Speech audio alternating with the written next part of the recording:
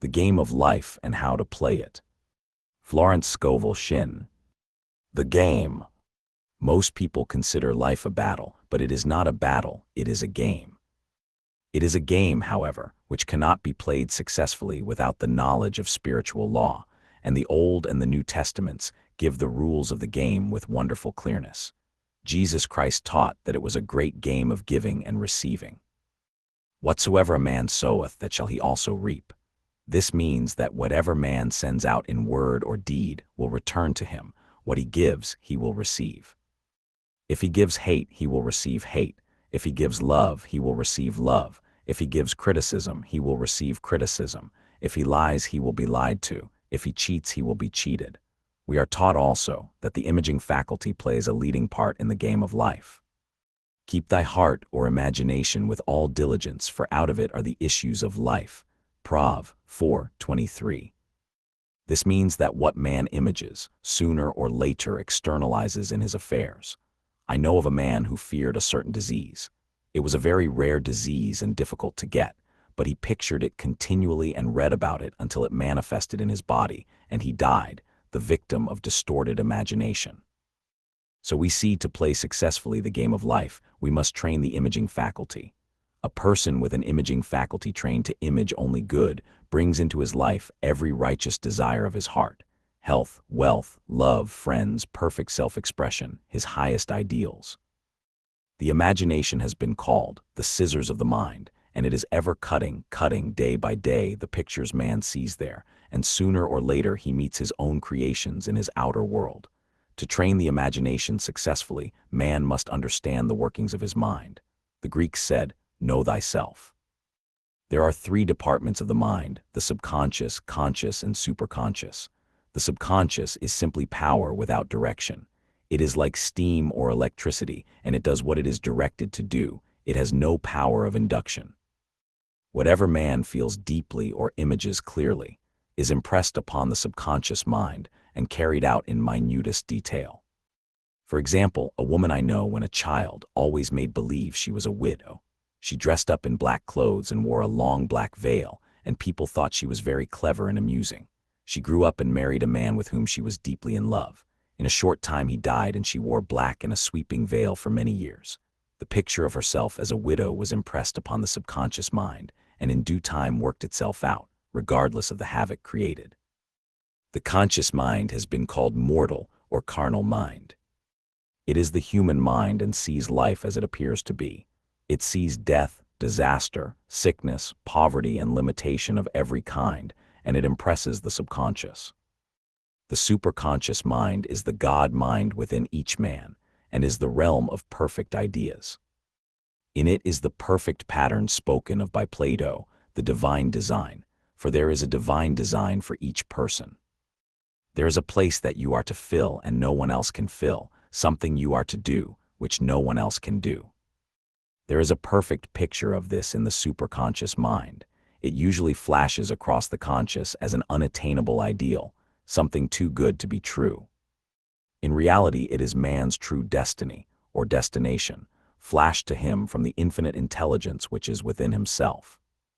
Many people, however, are in ignorance of their true destinies, and are striving for things and situations which do not belong to them, and would only bring failure and dissatisfaction if attained. For example, a woman came to me and asked me to speak the word that she would marry a certain man with whom she was very much in love. She called him A.B.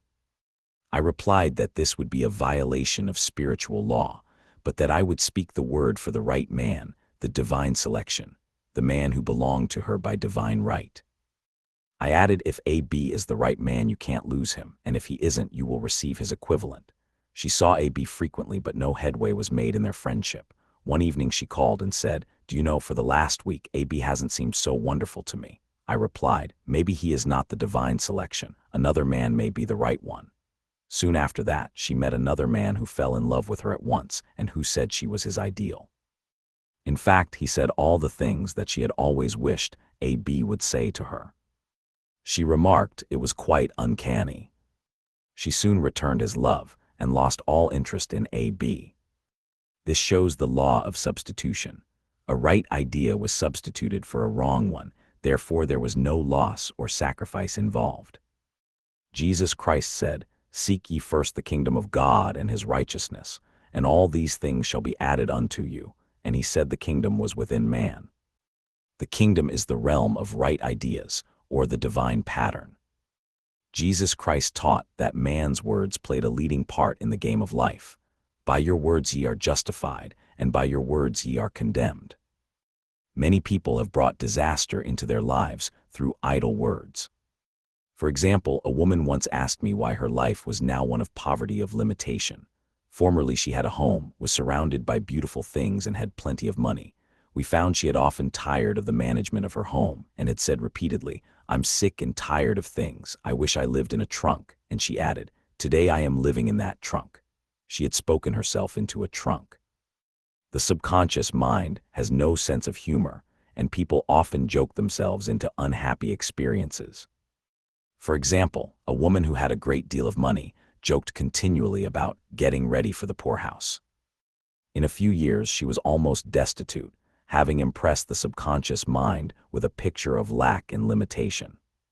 Fortunately, the law works both ways, and a situation of lack may be changed to one of plenty. For example, a woman came to me one hot summer's day for a treatment for prosperity. She was worn out, dejected, and discouraged. She said she possessed just $8 in the world. I said, "Good, we'll bless the $8 and multiply them as Jesus Christ multiplied the loaves and the fishes." For he taught that every man had the power to bless and to multiply, to heal and to prosper. She said, "What shall I do next?" I replied, "Follow intuition. Have you a hunch to do anything or to go anywhere? Intuition means intuition, or to be taught from within. It is man's unerring guide, and I will deal more fully with its laws in a following chapter." The woman replied, "I don't know, I seem to have a hunch to go home. I've just enough money for car fare." Her home was in a distant city and was one of lack and limitation, and the reasoning mind or intellect would have said, "Stay in New York and get work and make some money." I replied, "Then go home, never violate a hunch." I spoke the following words for her: "Infinite Spirit, open the way for great abundance for." She is an irresistible magnet for all that belongs to her by divine right. I told her to repeat it continually also. She left for home immediately. In calling on a woman one day, she linked up with an old friend of her family. Through this friend, she received thousands of dollars in a most miraculous way. She has said to me often, "Tell people about the woman who came to you with $8 and a hunch." There is always plenty on man's pathway, but it can only be brought into manifestation through desire, faith, or the spoken word. Jesus Christ brought out clearly that man must make the first move. "Ask, and it shall be given you. Seek, and ye shall find. Knock, and it shall be opened unto you." Matt 7:7. In the scriptures we read, "Concerning the works of my hands, command ye me." Infinite intelligence, God, is ever ready to carry out man's smallest or greatest demands. Every desire, uttered or unexpressed, is a demand. We are often startled by having a wish suddenly fulfilled. For example, one Easter, having seen many beautiful rose trees in the florist's windows, I wished I would receive one, and for an instant saw it mentally being carried in the door. Easter came, and with it a beautiful rose tree. I thanked my friend the following day, and told her it was just what I had wanted. She replied, "I didn't send you a rose tree, I sent you lilies." The man had mixed the order, and sent me a rose tree simply because I had started the law in action, and I had to have a rose tree. Nothing stands between man and his highest ideals and every desire of his heart but doubt and fear. When man can wish without worrying, every desire will be instantly fulfilled. I will explain more fully in a following chapter the scientific reason for this and how fear must be erased from the consciousness. It is man's only enemy: fear of lack, fear of failure, fear of sickness, fear of loss, and a feeling of insecurity on some plane. Jesus Christ said, "Why are ye fearful, O ye of little faith?" Matt 8:26. So we can see we must substitute faith for fear is only inverted faith. It is faith in evil instead of good. The object of the game of life is to see clearly one's good and to obliterate all mental pictures of evil. This must be done by impressing the subconscious mind with a realization of good. A very brilliant man who has attained great success told me he had suddenly erased all fear from his consciousness by reading a sign which hung in a room. He saw printed, in large letters, this statement: "Why worry? It will probably never happen." These words were stamped indelibly upon his subconscious mind, and he has now a firm conviction that only good can come into his life, therefore only good can manifest. In the following chapter, I will deal with the different methods of impressing the subconscious mind. It is man's faithful servant, but one must be careful to give it the right orders. Man has ever a silent listener at his side, his subconscious mind. Every thought, every word is impressed upon it and carried out in amazing detail. It is like a singer making a record on the sensitive disc of the phonographic plate. Every note and tone of the singer's voice is registered. If he coughs or hesitates, it is registered also. So let us break all the old bad records in the subconscious mind, the records of our lives which we do not wish to keep, and make new and beautiful ones. Speak these words aloud with power and conviction. I now smash and demolish by my spoken word every untrue record in my subconscious mind. They shall return to the dust heap of their native nothingness, for they came from my own vain imaginings. I now make my perfect records through the Christ within, the records of health, wealth, love, and perfect self-expression. This is the square of life, the game completed. In the following chapters, I will show how man can change his conditions by changing his words. Any man who does not know the power of the word is behind the times. Death and life are in the power of the tongue. Prov 18:21. The law of prosperity. Yea, the Almighty shall be thy defense, and thou shalt have plenty of silver. One of the greatest messages given to the race through the scriptures is that God is man's supply, and that man can release, through his spoken word, all that belongs to him by divine right. He must, however, have perfect faith in his spoken word. Isaiah said, "My word shall not return unto me void, but shall accomplish that whereunto it is sent."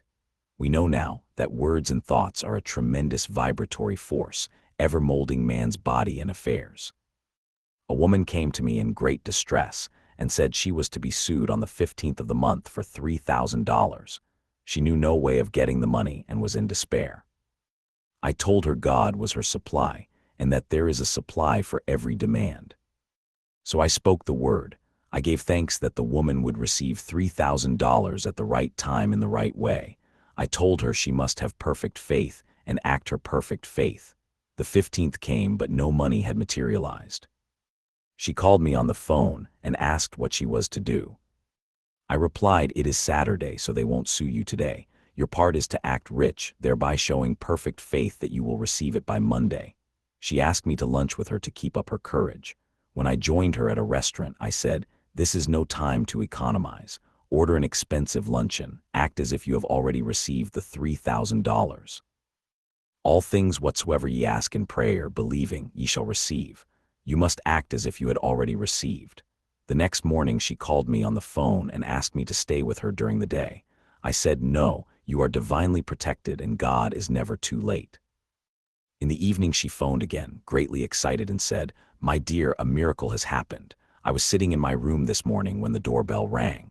I said to the maid, 'Don't let anyone in.' The maid, however, looked out the window and said, 'It's your cousin with the long white beard.' So I said, 'Call him back. I would like to see him.' He was just turning the corner when he heard the maid's voice, and he came back. He talked for about an hour, and just as he was leaving he said, 'Oh, by the way, how are finances?' I told him I needed the money, and he said, 'Why, my dear, I will give you $3,000 the first of the month.' I didn't like to tell him I was going to be sued. What shall I do? I won't receive it till the first of the month, and I must have it tomorrow. I said, 'I'll keep on treating.' I said, 'Spirit is never too late. I give thanks she has received the money on the invisible plane and that it manifests on time.' The next morning her cousin called her up and said, 'Come to my office this morning and I will give you the money.' That afternoon, she had $3,000 to her credit in the bank and wrote checks as rapidly as her excitement would permit. If one asks for success and prepares for failure, he will get the situation he has prepared for. For example, a man came to me asking me to speak the word that a certain debt would be wiped out. I found he spent his time planning what he would say to the man when he did not pay his bill, thereby neutralizing my words. He should have seen himself paying the debt. We have a wonderful illustration of this in the Bible, relating to the 3 kings who were in the desert, without water for their men and horses. They consulted the prophet Elisha, who gave them this astonishing message. Thus saith the Lord, ye shall not see wind, neither shall ye see rain, yet make this valley full of ditches. Man must prepare for the thing he has asked for, when there isn't the slightest sign of it in sight. For example, a woman found it necessary to look for an apartment during the year when there was a great shortage of apartments in New York. It was considered almost an impossibility, and her friends were sorry for her and said, "Isn't it too bad? You'll have to store your furniture and live in a hotel." She replied, "You needn't feel sorry for me. I'm a Superman, and I'll get an apartment." She spoke the words, "Infinite Spirit, open the way for the right apartment." She knew there was a supply for every demand, and that she was unconditioned, working on the spiritual plane, and that one with God is a majority. She had contemplated buying new blankets when the tempter, the adverse thought or reasoning mind, suggested, "Don't buy the blankets, perhaps after all you won't get an apartment and you will have no use for them." She promptly replied to herself, "I'll dig my ditches by buying the blankets." So she prepared for the apartment, acted as though she already had it. She found one in a miraculous way, and it was given to her, although there were over 200 other applicants. The blankets showed active faith. It is needless to say that the ditches dug by the 3 kings in the desert were filled to overflowing. Read 2 Kings. Getting into the spiritual swing of things is no easy matter for the average person. The adverse thoughts of doubt and fear surge from the subconscious. They are the army of the aliens which must be put to flight. This explains why it is so often darkest before the dawn. A big demonstration is usually preceded by tormenting thoughts. Having made a statement of high spiritual truth, one challenges the old beliefs in the subconscious, and error is exposed to be put out. This is the time when one must make his affirmations of truth repeatedly, and rejoice and give thanks that he has already received. Before ye call, I shall answer. This means that every good and perfect gift is already man's, awaiting his recognition. Man can only receive what he sees himself receiving. The children of Israel were told that they could have all the land they could see. This is true of every man. He has only the land within his own mental vision. Every great work, every big accomplishment has been brought into manifestation through holding to the vision, and often just before the big achievement comes apparent failure and discouragement. The children of Israel, when they reached the promised land, were afraid to go in, for they said it was filled with giants who made them feel like grasshoppers. And there we saw the giants, and we were in our own sight as grasshoppers. This is almost every man's experience. However, the one who knows spiritual law is undisturbed by appearance and rejoices while he is yet in captivity. That is, he holds to his vision and gives thanks that the end is accomplished, he has received. Jesus Christ gave a wonderful example of this. He said to his disciples, "Say not ye, there are yet 4 months, and then cometh the harvest. Behold, I say unto you, lift up your eyes and look on the fields, for they are ripe already to harvest." His clear vision pierced the world of matter, and he saw clearly the 4th-dimensional world, things as they really are, perfect and complete in divine mind. So man must ever hold the vision of his journey's end and demand the manifestation of that which he has already received. It may be his perfect health, love, supply, self-expression, home, or friends. They are all finished and perfect ideas registered in divine mind, man's own superconscious mind, and must come through him, not to him. For example, a man came to me asking for treatments for success. It was imperative that he raise, within a certain time, $50,000 for his business. The time limit was almost up when he came to me in despair. No one wanted to invest in his enterprise, and the bank had flatly refused a loan. I replied, "I suppose you lost your temper while at the bank, therefore your power. You can control any situation if you first control yourself. Go back to the bank," I added, "and I will treat." My treatment was, "You are identified in love with the spirit of everyone connected with the bank. Let the divine idea come out of this situation." He replied, "Woman, you are talking about an impossibility. Tomorrow is Saturday, the bank closes at 12, and my train won't get me there until 10, and the time limit is up tomorrow, and anyway they won't do it. It's too late." I replied, God doesn't need any time and is never too late. With him, all things are possible. I added, I don't know anything about business, but I know all about God. He replied, it all sounds fine when I sit here listening to you, but when I go out, it's terrible. He lived in a distant city, and I did not hear from him for a week. Then came a letter. It read, you were right. I raised the money, and will never again doubt the truth of all that you told me. I saw him a few weeks later, and I said, what happened? You evidently had plenty of time after all. He replied, my train was late, and I got there just 15 minutes to 12. I walked into the bank quietly and said, I have come for the loan, and they gave it to me without a question. It was the last 15 minutes of the time allotted to him, and infinite spirit was not too late. In this instance, the man could never have demonstrated alone. He needed someone to help him hold to the vision. This is what one man can do for another. Jesus Christ knew the truth of this when he said, if two of you shall agree on earth as touching anything that they shall ask, it shall be done for them of my Father which is in heaven. One gets too close to his own affairs and becomes doubtful and fearful. The friend or healer sees clearly the success, health, or prosperity and never wavers, because he is not close to the situation. It is much easier to demonstrate for someone else than for oneself, so a person should not hesitate to ask for help if he feels himself wavering. A keen observer of life once said, no man can fail if some one person sees him successful. Such is the power of the vision, and many a great man has owed his success to a wife, or sister, or a friend who believed in him and held without wavering to the perfect pattern. The power of the word. By thy words thou shalt be justified, and by thy words thou shalt be condemned. A person knowing the power of the word becomes very careful of his conversation. He has only to watch the reaction of his words to know that they do not return void. Through his spoken word, man is continually making laws for himself. I knew a man who said, I always miss a car. It invariably pulls out just as I arrive. His daughter said, I always catch a car. It's sure to come just as I get there. This occurred for years. Each had made a separate law for himself, one of failure, one of success. This is the psychology of superstitions. The horseshoe or rabbit's foot contains no power, but man's spoken word and belief that it will bring him good luck creates expectancy in the subconscious mind and attracts a lucky situation. I find, however, this will not work when man has advanced spiritually and knows a higher law. One cannot turn back and must put away graven images. For example, 2 men in my class had had great success in business for several months when suddenly everything went to smash. We tried to analyze the situation, and I found, instead of making their affirmations and looking to God for success and prosperity, they had each bought a lucky monkey. I said, oh, I see, you have been trusting in the lucky monkeys instead of God. Put away the lucky monkeys and call on the law of forgiveness, for man has power to forgive or neutralize his mistakes.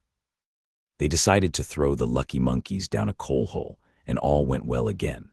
This does not mean, however, that one should throw away every lucky ornament or horseshoe about the house, but he must recognize that the power back of it is the one and only power, God, and that the object simply gives him a feeling of expectancy. I was with a friend one day who was in deep despair. In crossing the street, she picked up a horseshoe. Immediately, she was filled with joy and hope. She said God had sent her the horseshoe in order to keep up her courage. It was indeed, at that moment, about the only thing that could have registered in her consciousness. Her hope became faith, and she ultimately made a wonderful demonstration. I wish to make the point clear that the men previously mentioned were depending on the monkeys alone, while this woman recognized the power back of the horseshoe. I know in my own case it took a long while to get out of a belief that a certain thing brought disappointment. If the thing happened, disappointment invariably followed.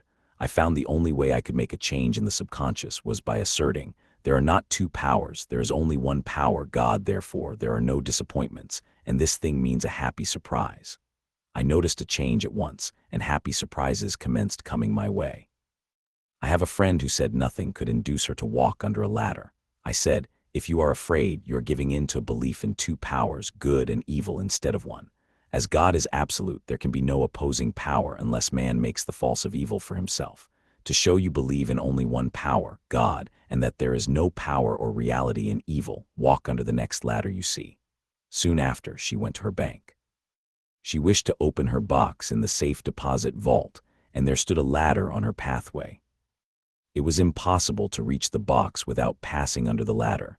She quailed with fear and turned back. She could not face the lion on her pathway.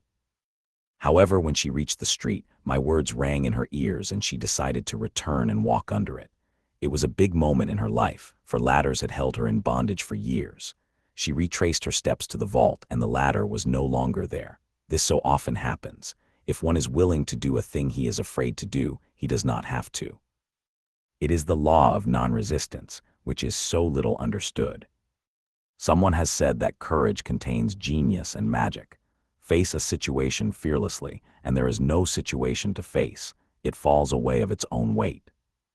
The explanation is that fear attracted the ladder on the woman's pathway, and fearlessness removed it. Thus the invisible forces are ever working for man who is always pulling the strings himself, though he does not know it. Owing to the vibratory power of words, whatever man voices, he begins to attract. People who continually speak of disease invariably attract it. After man knows the truth, he cannot be too careful of his words. For example, I have a friend who often says on the phone, "Do come to see me and have a fine old-fashioned chat." This old-fashioned chat means an hour of about 500 to 1,000 destructive words, the principal topics being loss, lack, failure, and sickness. I reply, "No, I thank you. I've had enough old-fashioned chats in my life. They are too expensive, but I will be glad to have a new-fashioned chat and talk about what we want, not what we don't want."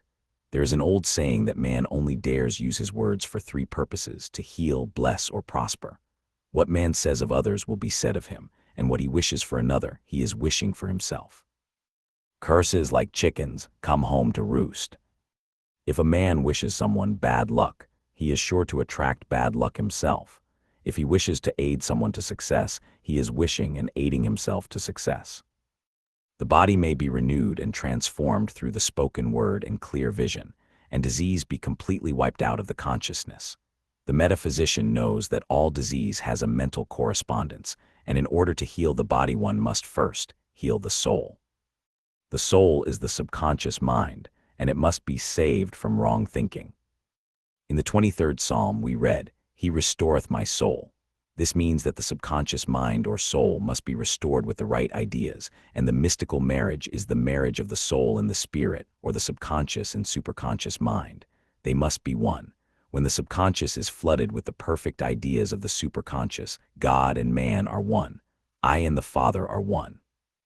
That is, he is one with the realm of perfect ideas.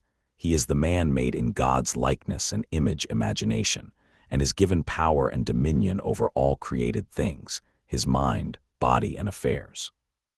It is safe to say that all sickness and unhappiness come from the violation of the law of love. A new commandment I give unto you: love one another, and in the game of life, love or good will takes every trick. For example, a woman I know had, for years, an appearance of a terrible skin disease. The doctors told her it was incurable and she was in despair. She was on the stage and she feared she would soon have to give up her profession and she had no other means of support. She, however, procured a good engagement and on the opening night made a great hit. She received flattering notices from the critics and was joyful and elated. The next day she received a notice of dismissal. A man in the cast had been jealous of her success and had caused her to be sent away. She felt hatred and resentment taking complete possession of her, and she cried out, "Oh God, don't let me hate that man." That night she worked for hours in the silence. She said, "I soon came into a very deep silence. I seemed to be at peace with myself, with the man, and with the whole world.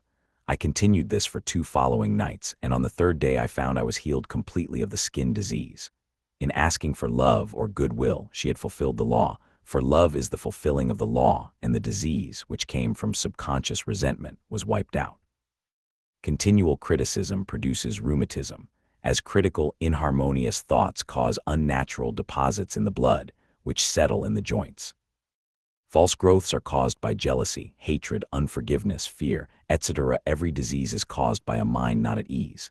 I said once in my class, there is no use asking anyone what's the matter with you. We might just as well say, who's the matter with you? Unforgiveness is the most prolific cause of disease. It will harden arteries or liver and affect the eyesight. In its train are endless ills. I called on a woman one day who said she was ill from having eaten a poisoned oyster.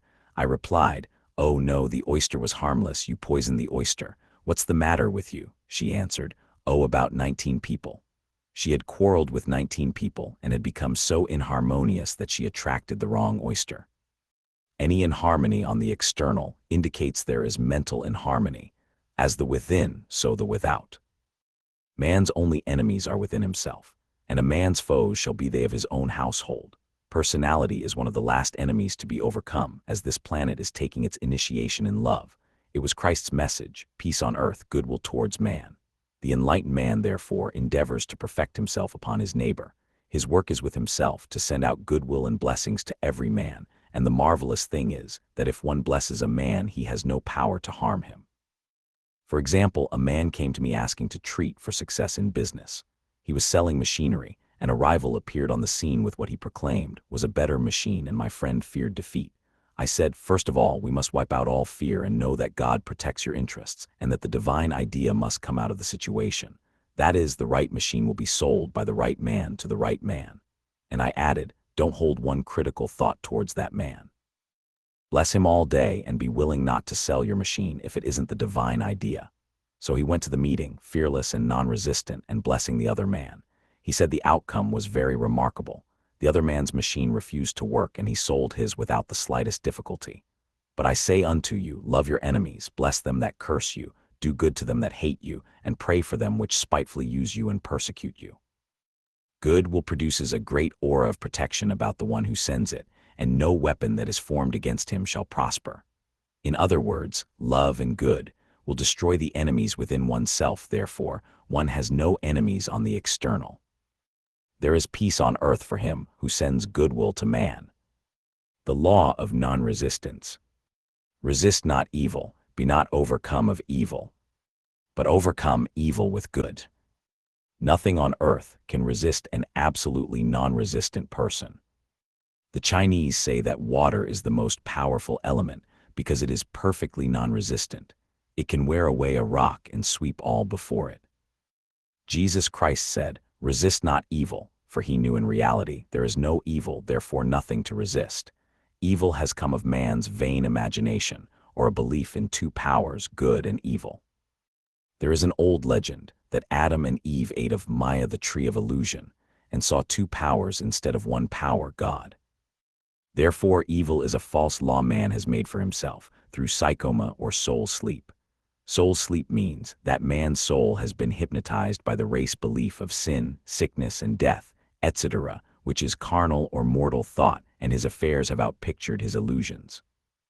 We have read in a preceding chapter that man's soul is his subconscious mind, and whatever he feels deeply, good or bad, is outpictured by that faithful servant. His body and affairs show forth what he has been picturing. The sick man has pictured sickness, the poor man poverty, the rich man wealth. People often say, why does a little child attract illness when it is too young even to know what it means? I answer that children are sensitive and receptive to the thoughts of others about them, and often outpicture the fears of their parents. I heard a metaphysician once say, if you do not run your subconscious mind yourself, someone else will run it for you. Mothers often, unconsciously, attract illness and disaster to their children by continually holding them in thoughts of fear and watching for symptoms. For example, a friend asked a woman if her little girl had had the measles. She replied promptly, not yet. This implied that she was expecting the illness and therefore preparing the way for what she did not want for herself and child. However, the man who is centered and established in right thinking, the man who sends out only goodwill to his fellow man, and who is without fear, cannot be touched or influenced by the negative thoughts of others. In fact, he could then receive only good thoughts, as he himself sends forth only good thoughts. Resistance is hell, for it places man in a state of torment. A metaphysician once gave me a wonderful recipe for taking every trick in the game of life. It is the acme of non-resistance. He gave it in this way. At one time in my life, I baptized children, and of course they had many names. Now I no longer baptize children, but I baptize events, but I give every event the same name. If I have a failure, I baptize it success, in the name of the Father, and of the Son, and of the Holy Ghost. In this, we see the great law of transmutation, founded on non-resistance. Through his spoken word, every failure was transmuted into success. For example, a woman who required money and who knew the spiritual law of opulence was thrown continually in a business way with a man who made her feel very poor. He talked lack and limitation, and she commenced to catch his poverty thoughts, so she disliked him and blamed him for her failure. She knew in order to demonstrate her supply, she must first feel that she had received. A feeling of opulence must precede its manifestation. It dawned upon her one day that she was resisting the situation and seeing two powers instead of one. So she blessed the man and baptized the situation success. She affirmed, "As there is only one power, God, this man is here for my good and my prosperity, just what he did not seem to be there for." Soon after that, she met, through this man, a woman who gave her for a service rendered several $1,000s, and the man moved to a distant city and faded harmoniously from her life.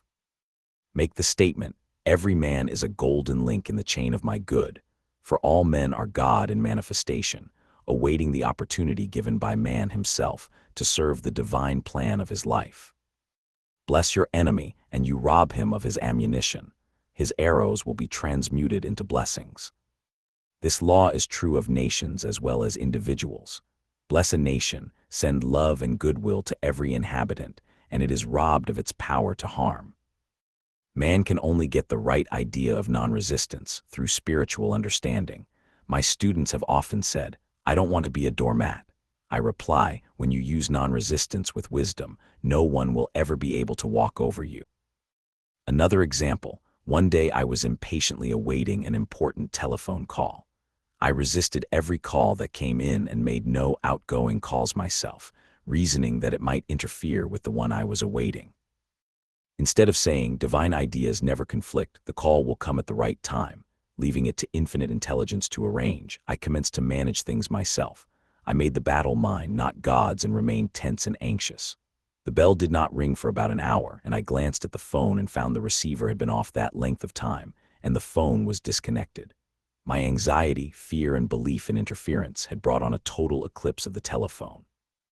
Realizing what I had done, I commenced blessing the situation at once. I baptized it success and affirmed, "I cannot lose any call that belongs to me by divine right.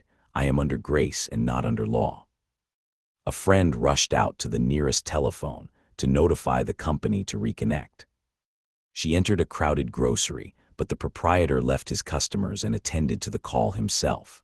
My phone was connected at once, and 2 minutes later, I received a very important call, and about an hour afterward, the one I had been awaiting. One's ships come in over a calm sea. So long as man resists a situation, he will have it with him. If he runs away from it, it will run after him. For example, I repeated this to a woman one day, and she replied, "How true that is. I was unhappy at home. I disliked my mother, who was critical and domineering, so I ran away and was married. But I married my mother, for my husband was exactly like my mother, and I had the same situation to face again. Agree with thine adversary quickly." That means agree that the adverse situation is good, be undisturbed by it, and it falls away of its own weight. "None of these things move me," is a wonderful affirmation. The inharmonious situation comes from some inharmony within man himself. When there is in him no emotional response to an inharmonious situation, it fades away forever from his pathway. So we see man's work is ever with himself. People have said to me, "Give treatments to change my husband or my brother." I reply, "No, I will give treatments to change you. When you change, your husband and your brother will change." One of my students was in the habit of lying. I told her it was a failure method, and if she lied, she would be lied to. She replied, "I don't care. I can't possibly get along without lying." One day she was speaking on the phone to a man with whom she was very much in love. She turned to me and said, "I don't trust him. I know he's lying to me." I replied, "Well, you lie yourself, so someone has to lie to you, and you will be sure it will be just the person you want the truth from." Sometime after that, I saw her, and she said, "I'm cured of lying." I questioned, "What cured you?" She replied, "I have been living with a woman who lied worse than I did." One is often cured of his faults by seeing them in others. Life is a mirror, and we find only ourselves reflected in our associates. Living in the past is a failure method and a violation of spiritual law. Jesus Christ said, "Behold, now is the accepted time. Now is the day of salvation." Lot's wife looked back and was turned into a pillar of salt. The robbers of time are the past and the future. Man should bless the past and forget it if it keeps him in bondage, and bless the future, knowing it has in store for him endless joys, but live fully in the now. For example, a woman came to me complaining that she had no money with which to buy Christmas gifts. She said, "Last year was so different. I had plenty of money and gave lovely presents, and this year I have scarcely a cent." I replied, "You will never demonstrate money while you are pathetic and live in the past. Live fully in the now and get ready to give Christmas presents. Dig your ditches and the money will come." She exclaimed, "I know what to do. I will buy some tinsel twine, Christmas seals, and wrapping paper." I replied, "Do that and the presents will come and stick themselves to the Christmas seals." This too was showing financial fearlessness and faith in God, as the reasoning mind said, "Keep every cent you have, as you are not sure you will get any more." She bought the seals, paper, and twine, and a few days before Christmas, received a gift of several $100s. Buying the seals and twine had impressed the subconscious with expectancy and opened the way for the manifestation of the money. She purchased all the presents in plenty of time. Man must live suspended in the moment. Look well, therefore, to this day, such is the salutation of the dawn. He must be spiritually alert, ever awaiting his leads, taking advantage of every opportunity. One day I said continually, silently, "Infinite Spirit, don't let me miss a trick," and something very important was told to me that evening. It is most necessary to begin the day with right words. Make an affirmation immediately upon waking. For example, "Thy will be done this day. Today is a day of completion. I give thanks for this perfect day. Miracle shall follow miracle and wonders shall never cease." Make this a habit, and one will see wonders and miracles come into his life. One morning I picked up a book and read, "Look with wonder at that which is before you." It seemed to be my message for the day, so I repeated again and again, "Look with wonder at that which is before you." At about noon, a large sum of money was given me, which I had been desiring for a certain purpose. In a following chapter, I will give affirmations that I have found most effective. However, one should never use an affirmation unless it is absolutely satisfying and convincing to his own consciousness, and often an affirmative is changed to suit different people. For example, the following has brought success to many. "I have a wonderful work in a wonderful way. I give wonderful service for wonderful pay." I gave the first 2 lines to one of my students, and she added the last 2. It made a most powerful statement, as there should always be perfect payment for perfect service, and a rhyme sinks easily into the subconscious. She went about singing it aloud and soon did receive wonderful work in a wonderful way, and gave wonderful service for wonderful pay. Another student, a businessman, took it and changed the word work to business. He repeated, "I have a wonderful business in a wonderful way, and I give wonderful service for wonderful pay." That afternoon, he made a $41,000 deal, though there had been no activity in his affairs for months. Every affirmation must be carefully worded and completely cover the ground. For example, I knew a woman who was in great need and made a demand for work. She received a great deal of work but was never paid anything. She now knows to add wonderful service for wonderful pay. It is man's divine right to have plenty, more than enough. His barns should be full and his cup should flow over. This is God's idea for man, and when man breaks down the barriers of lack in his own consciousness, the golden age will be his, and every righteous desire of his heart fulfilled. The law of karma and the law of forgiveness. Man receives only that which he gives. The game of life is a game of boomerangs. Man's thoughts, deeds, and words return to him sooner or later with astounding accuracy. This is the law of karma, which is Sanskrit for comeback. Whatsoever a man soweth, that shall he also reap. For example, a friend told me this story of herself, illustrating the law. She said, "I make all my karma on my aunt. Whatever I say to her, someone says to me. I am often irritable at home, and one day said to my aunt, who was talking to me during dinner, No more talk, I wish to eat in peace. The following day, I was lunching with a woman with whom I wished to make a great impression. I was talking animatedly when she said, "No more talk, I wish to eat in peace." My friend is high in consciousness, so her karma returns much more quickly than to one on the mental plane. The more man knows, the more he is responsible for, and a person with a knowledge of spiritual law which he does not practice suffers greatly in consequence. The fear of the Lord law is the beginning of wisdom. If we read the word Lord law, it will make many passages in the Bible much clearer. Vengeance is mine, I will repay, saith the Lord law. It is the law which takes vengeance, not God. God sees man perfect, created in his own image, imagination, and given power and dominion. This is the perfect idea of man, registered in divine mind, awaiting man's recognition.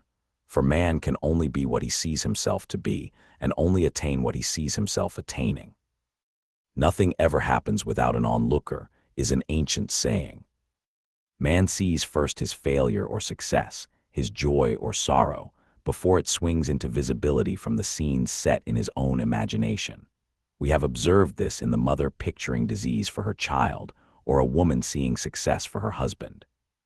Jesus Christ said, "And ye shall know the truth, and the truth shall make you free." So we see freedom from all unhappy conditions comes through knowledge, a knowledge of spiritual law. Obedience precedes authority, and the law obeys man when he obeys the law.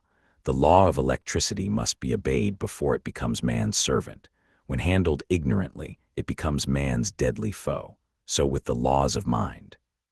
For example, a woman with a strong personal will wished she owned a house which belonged to an acquaintance, and she often made mental pictures of herself living in the house.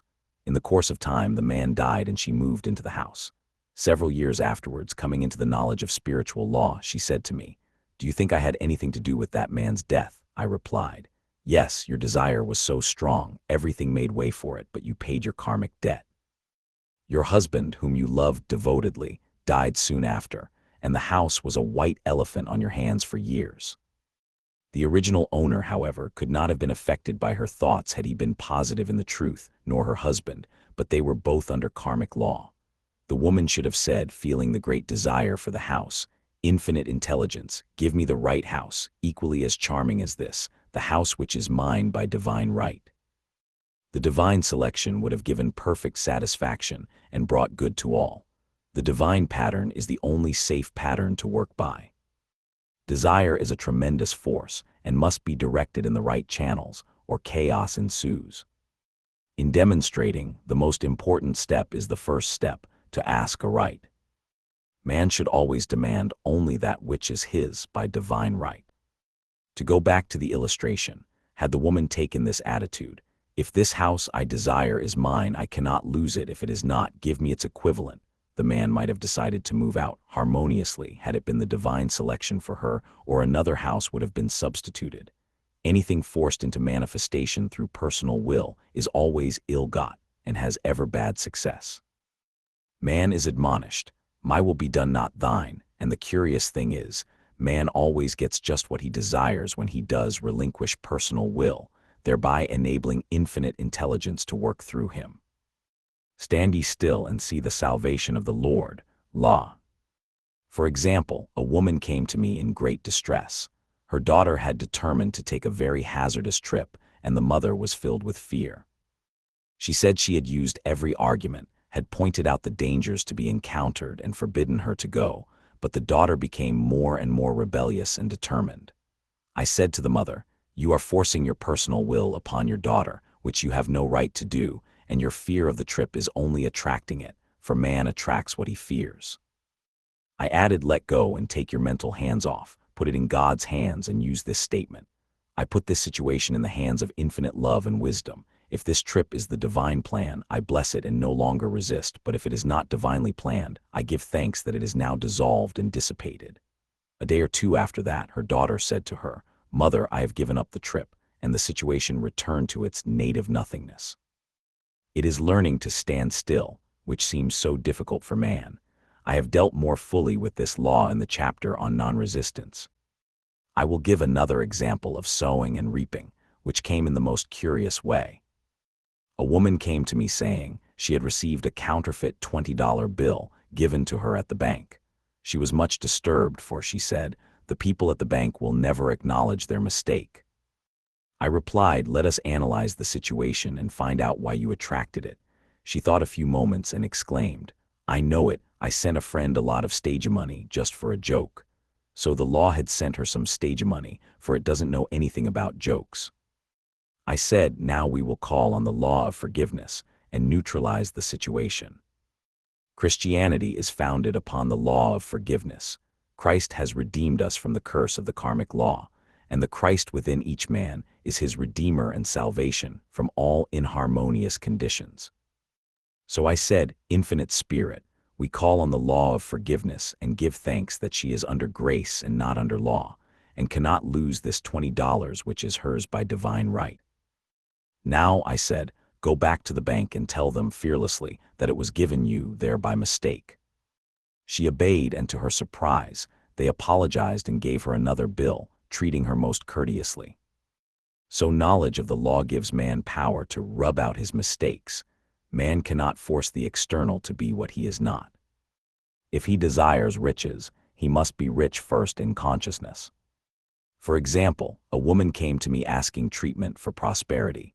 She did not take much interest in her household affairs, and her home was in great disorder. I said to her, "If you wish to be rich, you must be orderly. All men with great wealth are orderly, and order is heaven's first law." I added, "You will never become rich with a burnt match in the pincushion." She had a good sense of humor and commenced immediately, putting her house in order. She rearranged furniture, straightened out bureau drawers, cleaned rugs, and soon made a big financial demonstration, a gift from a relative. The woman herself became made over and keeps herself keyed up financially by being ever watchful of the external and expecting prosperity, knowing God is her supply. Many people are in ignorance of the fact that gifts and things are investments, and that hoarding and saving invariably lead to loss. There is that scattereth and yet increaseth, and there is that withholdeth more than is meet, but it tendeth to poverty. For example, I knew a man who wanted to buy a fur-lined overcoat. He and his wife went to various shops, but there was none he wanted. He said they were all too cheap-looking. At last, he was shown one. The salesman said was valued at $1,000, but which the manager would sell him for $500, as it was late in the season. His financial possessions amounted to about $700. The reasoning mind would have said, "You can't afford to spend nearly all you have on a coat," but he was very intuitive and never reasoned. He turned to his wife and said, "If I get this coat, I'll make a ton of money." So his wife consented weakly. About a month later, he received a $10,000 commission. The coat made him feel so rich, it linked him with success and prosperity. Without the coat, he would not have received the commission. It was an investment paying large dividends. If man ignores these leadings to spend or to give, the same amount of money will go in an uninteresting or unhappy way. For example, a woman told me on Thanksgiving Day she informed her family that they could not afford a Thanksgiving dinner. She had the money, but decided to save it. A few days later, someone entered her room and took from the bureau drawer the exact amount the dinner would have cost. The law always stands back of the man who spends fearlessly, with wisdom. For example, one of my students was shopping with her little nephew. The child clamored for a toy, which she told him she could not afford to buy.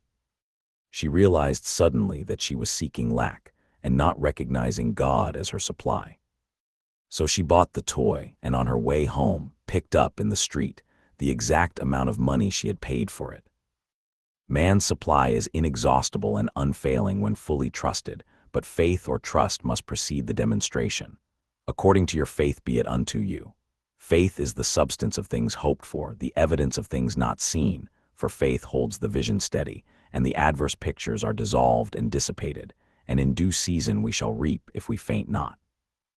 Jesus Christ brought the good news, the gospel, that there was a higher law than the law of karma, and that law transcends the law of karma. It is the law of grace or forgiveness.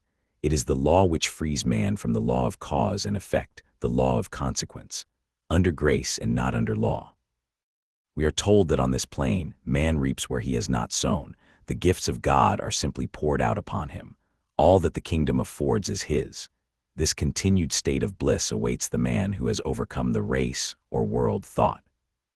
In the world thought there is tribulation, but Jesus Christ said, "Be of good cheer, I have overcome the world." The world thought is that of sin, sickness, and death. He saw their absolute unreality and said, "Sickness and sorrow shall pass away, and death itself, the last enemy, be overcome." We know now, from a scientific standpoint, that death could be overcome by stamping the subconscious mind with the conviction of eternal youth and eternal life.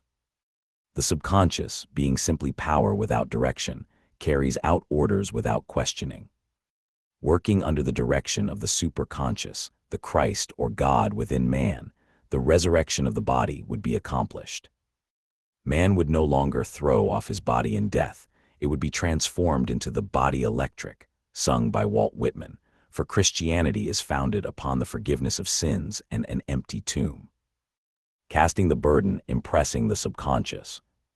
When man knows his own powers and the workings of his mind, his great desire is to find an easy and quick way to impress the subconscious with good, for simply an intellectual knowledge of the truth will not bring results. In my own case, I found the easiest way is in casting the burden.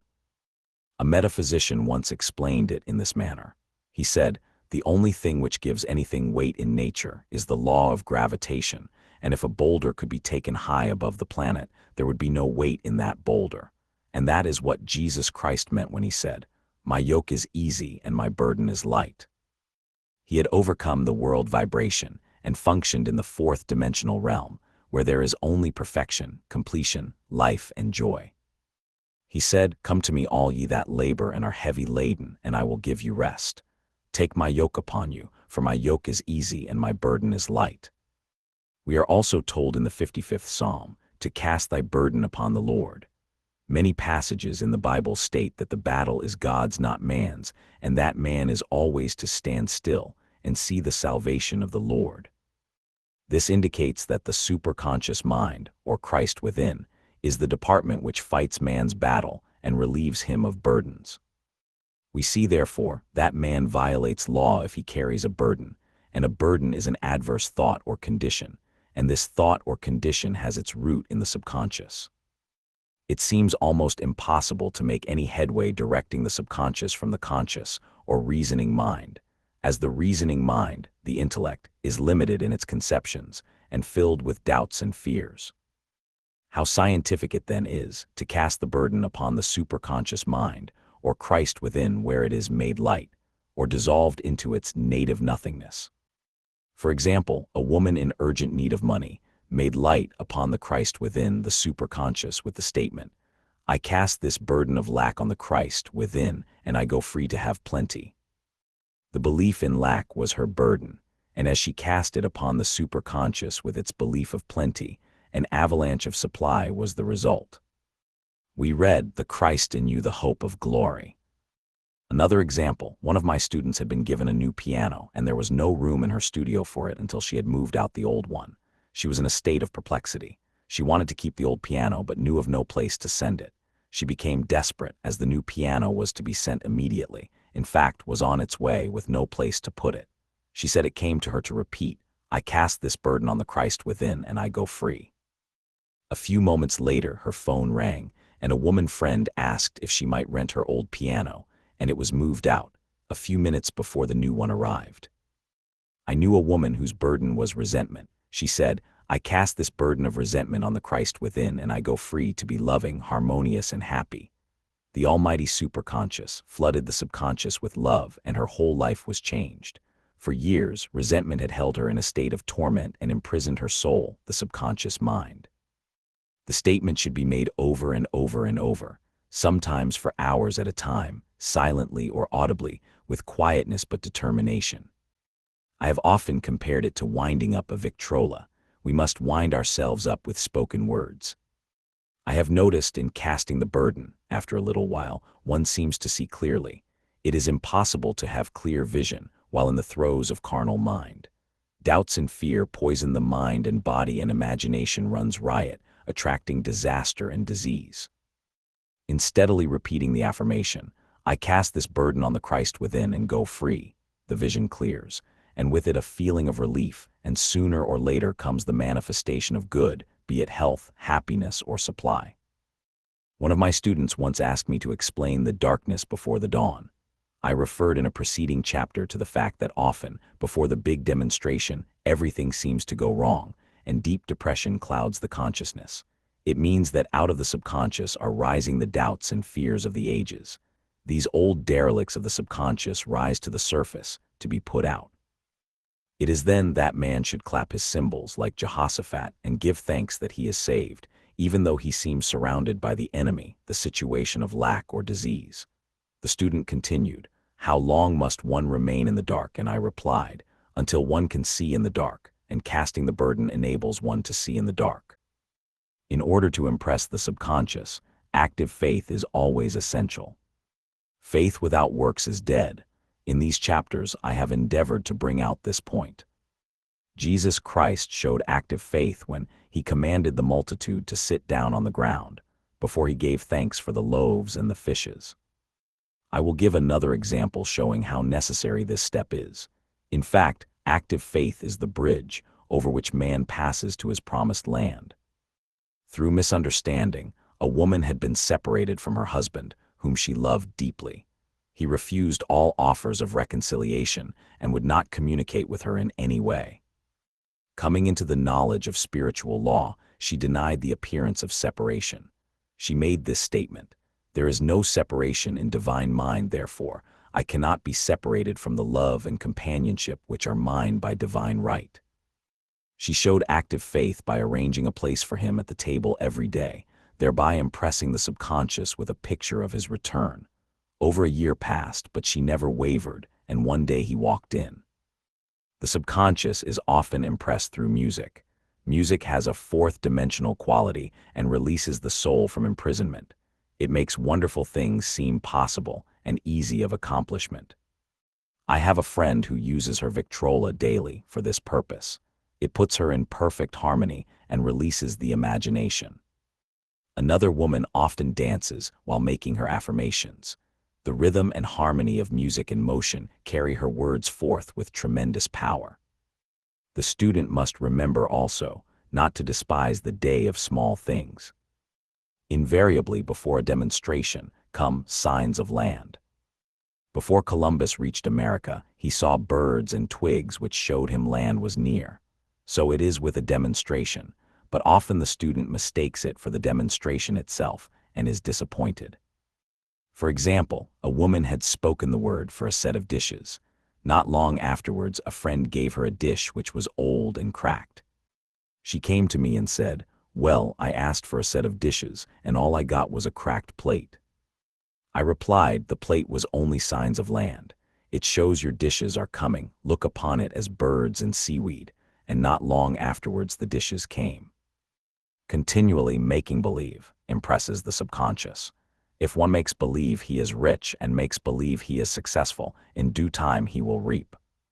Children are always making believe, and except ye be converted and become as little children, ye shall not enter the kingdom of heaven. For example, I know of a woman who was very poor, but no one could make her feel poor. She earned a small amount of money from rich friends who constantly reminded her of her poverty and to be careful in saving. Regardless of their admonitions, she would spend all her earnings on a hat or make someone a gift and be in a rapturous state of mind. Her thoughts were always centered on beautiful clothes and rings and things, but without envying others. She lived in the world of the wondrous, and only riches seemed real to her. Before long she married a rich man, and the rings and things became visible. I do not know whether the man was the divine selection, but opulence had to manifest in her life, as she had imaged only opulence. There is no peace or happiness for man until he has erased all fear from the subconscious. Fear is misdirected energy and must be redirected or transmuted into faith. Jesus Christ said, "Why are ye fearful, O ye of little faith? All things are possible to him that believeth." I am asked so often by my students, how can I get rid of fear? I reply, by walking up to the thing you are afraid of. The lion takes its fierceness from your fear. Walk up to the lion and he will disappear, Run away and he runs after you. I have shown in previous chapters how the lion of lack disappeared when the individual spent money fearlessly, showing faith that God was his supply and therefore unfailing. Many of my students have come out of the bondage of poverty and are now bountifully supplied through losing all fear of letting money go out. The subconscious is impressed with the truth that God is the giver and the gift. Therefore, as one is one with the giver, he is one with the gift. A splendid statement is, I now thank God the giver for God the gift.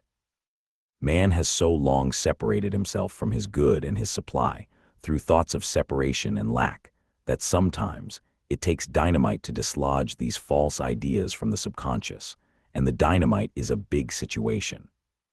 We see in the foregoing illustration how the individual was freed from his bondage by showing fearlessness. Man should watch himself hourly to detect if his motive for action is fear or faith. Choose ye this day whom we shall serve, fear or faith. Perhaps one's fear is of personality. Then do not avoid the people feared. Be willing to meet them cheerfully, and they will either prove golden links in the chain of one's good, or disappear harmoniously from one's pathway. Perhaps one's fear is of disease or germs. Then one should be fearless and undisturbed in a germ-laden situation, and he would be immune. One can only contract germs while vibrating at the same rate as the germ, and fear drags men down to the level of the germ. Of course, the disease-laden germ is the product of carnal mind, as all thought must objectify. Germs do not exist in the superconscious or divine mind, therefore are the product of man's vain imagination.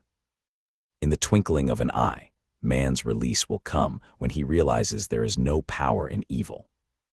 The material world will fade away, and the fourth-dimensional world, the world of the wondrous, will swing into manifestation.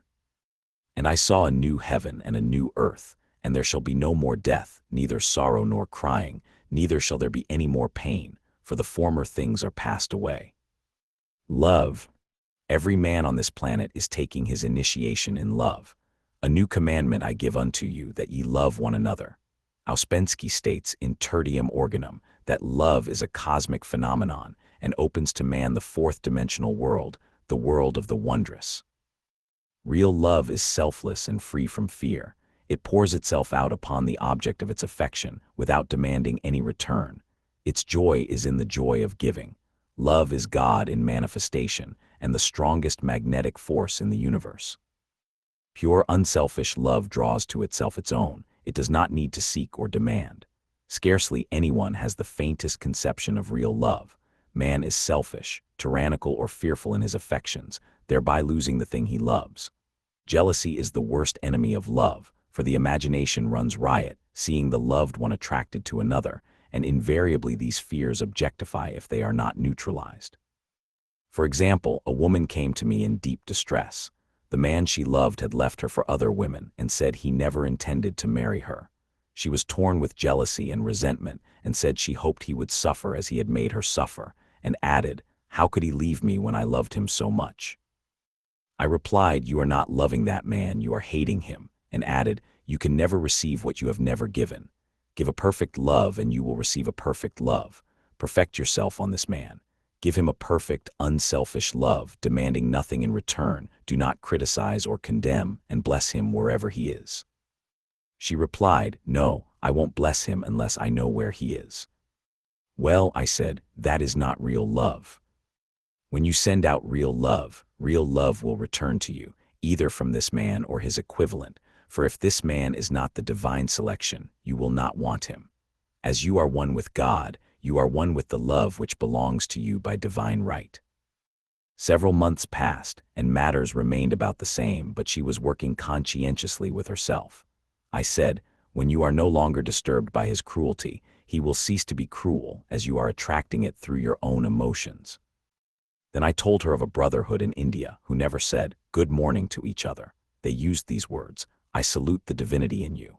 They saluted the divinity in every man and in the wild animals in the jungle, and they were never harmed, for they saw only God in every living thing. I said, "Salute the divinity in this man and say, I see your divine self only. I see you as God sees you, perfect, made in his image and likeness." She found she was becoming more poised and gradually losing her resentment. He was a captain, and she always called him the Cap.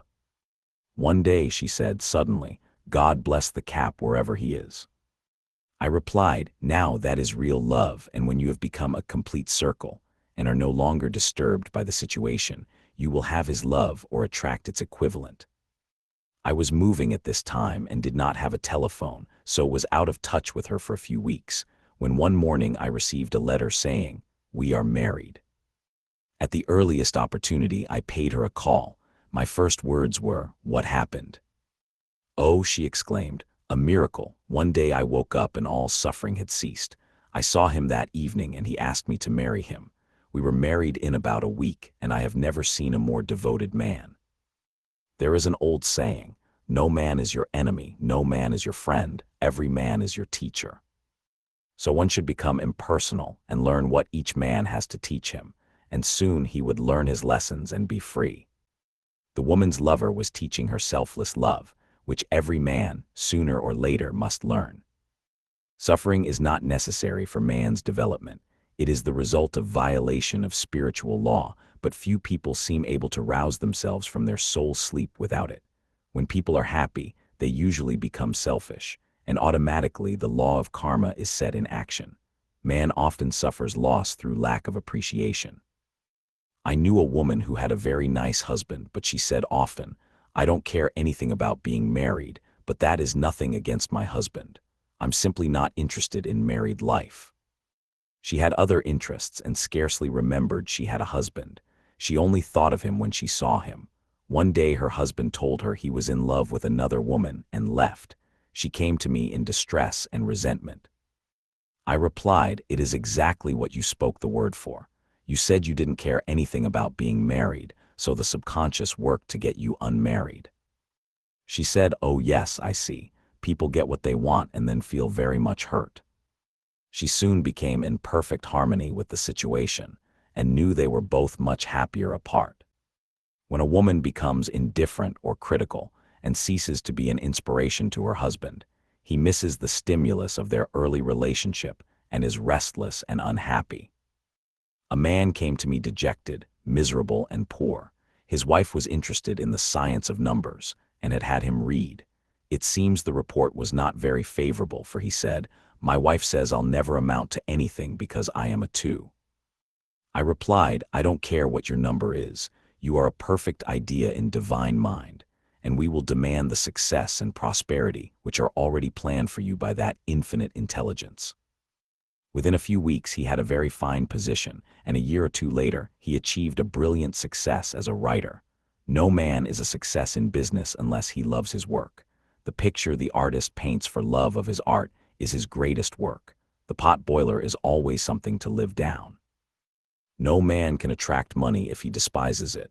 Many people are kept in poverty by saying, "Money means nothing to me, and I have a contempt for people who have it." This is the reason so many artists are poor. Their contempt for money separates them from it. I remember hearing one artist say of another, "He's no good as an artist, he has money in the bank." This attitude of mind, of course, separates man from his supply. He must be in harmony with a thing in order to attract it. Money is God in manifestation, as freedom from want and limitation, but it must be always kept in circulation and put to right uses. Hoarding and saving react with grim vengeance. This does not mean that man should not have houses and lots, stocks and bonds, for the barns of the righteous man shall be full. It means man should not hoard even the principal, if an occasion arises when money is necessary. In letting it go out fearlessly and cheerfully, he opens the way for more to come in, for God is man's unfailing and inexhaustible supply. This is the spiritual attitude towards money, and the great bank of the universal never fails. We see an example of hoarding in the film production of Greed. The woman won $5,000 in a lottery but would not spend it.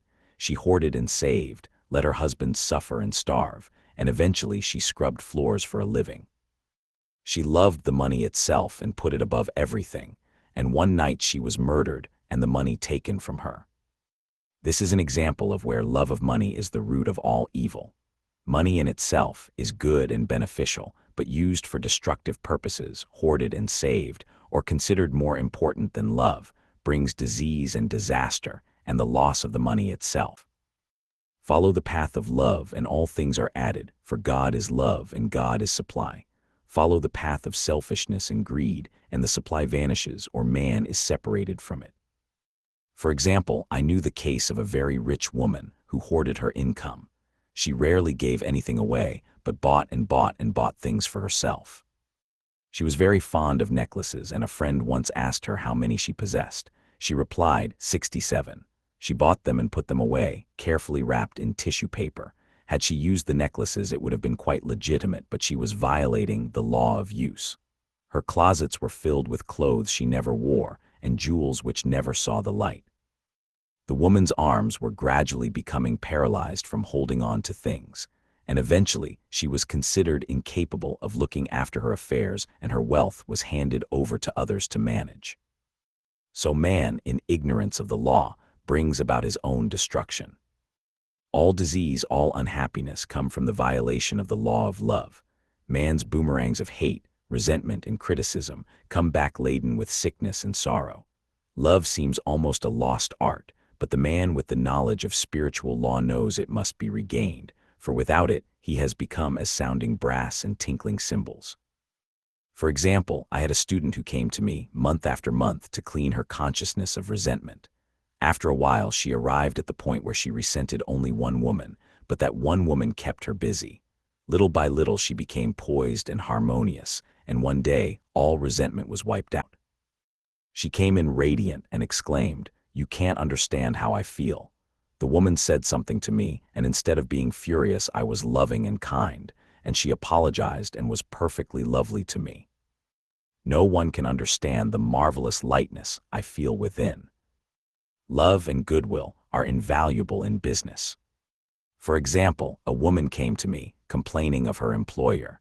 She said she was cold and critical and knew she did not want her in the position.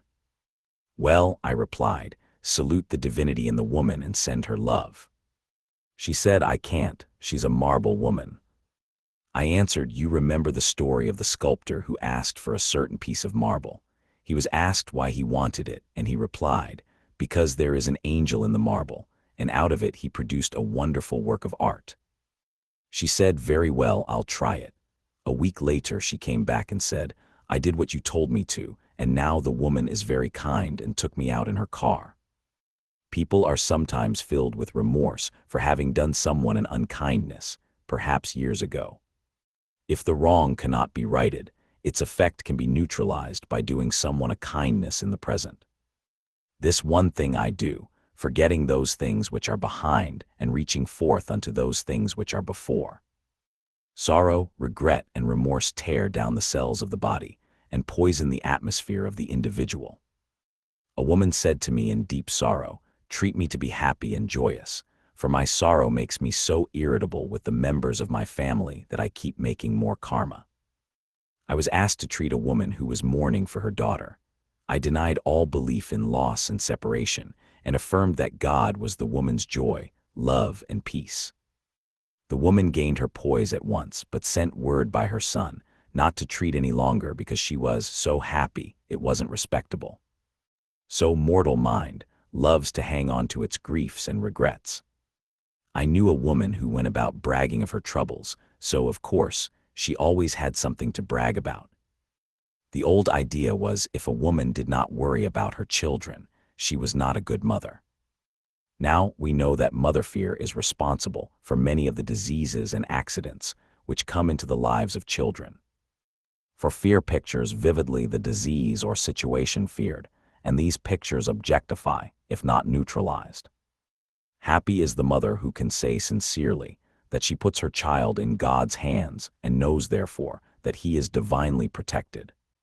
For example, a woman awoke suddenly in the night feeling her brother was in great danger.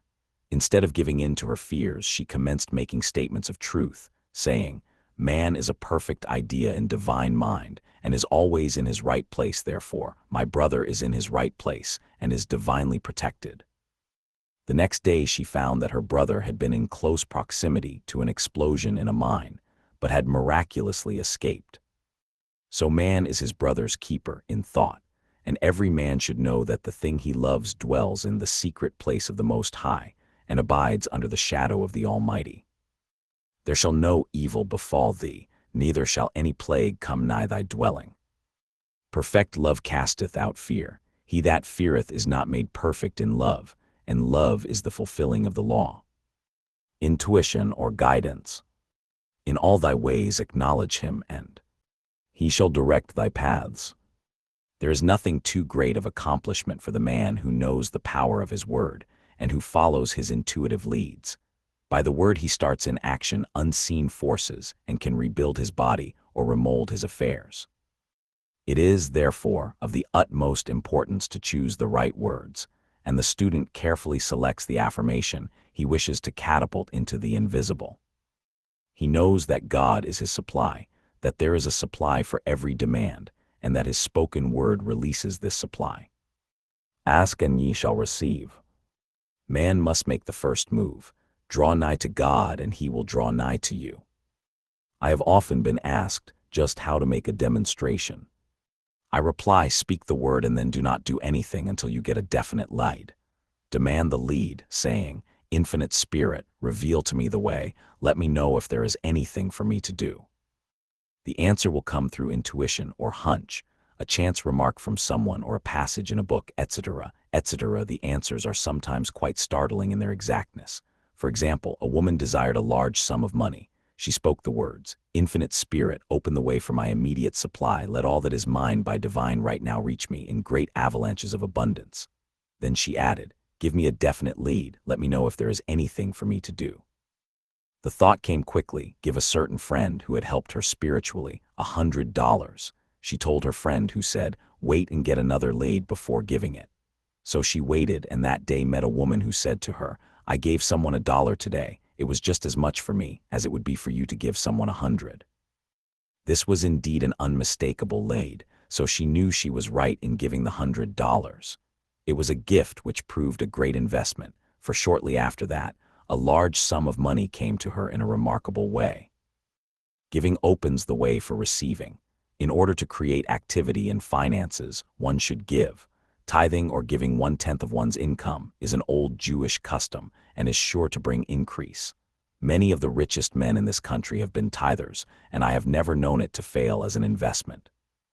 The 10th part goes forth and returns blessed and multiplied, but the gift or tithe must be given with love and cheerfulness, for God loveth a cheerful giver. Bills should be paid cheerfully, all money should be sent forth fearlessly and with a blessing. This attitude of mind makes man master of money. It is his to obey, and his spoken word then opens vast reservoirs of wealth. Man himself limits his supply by his limited vision. Sometimes the student has a great realization of wealth, but is afraid to act.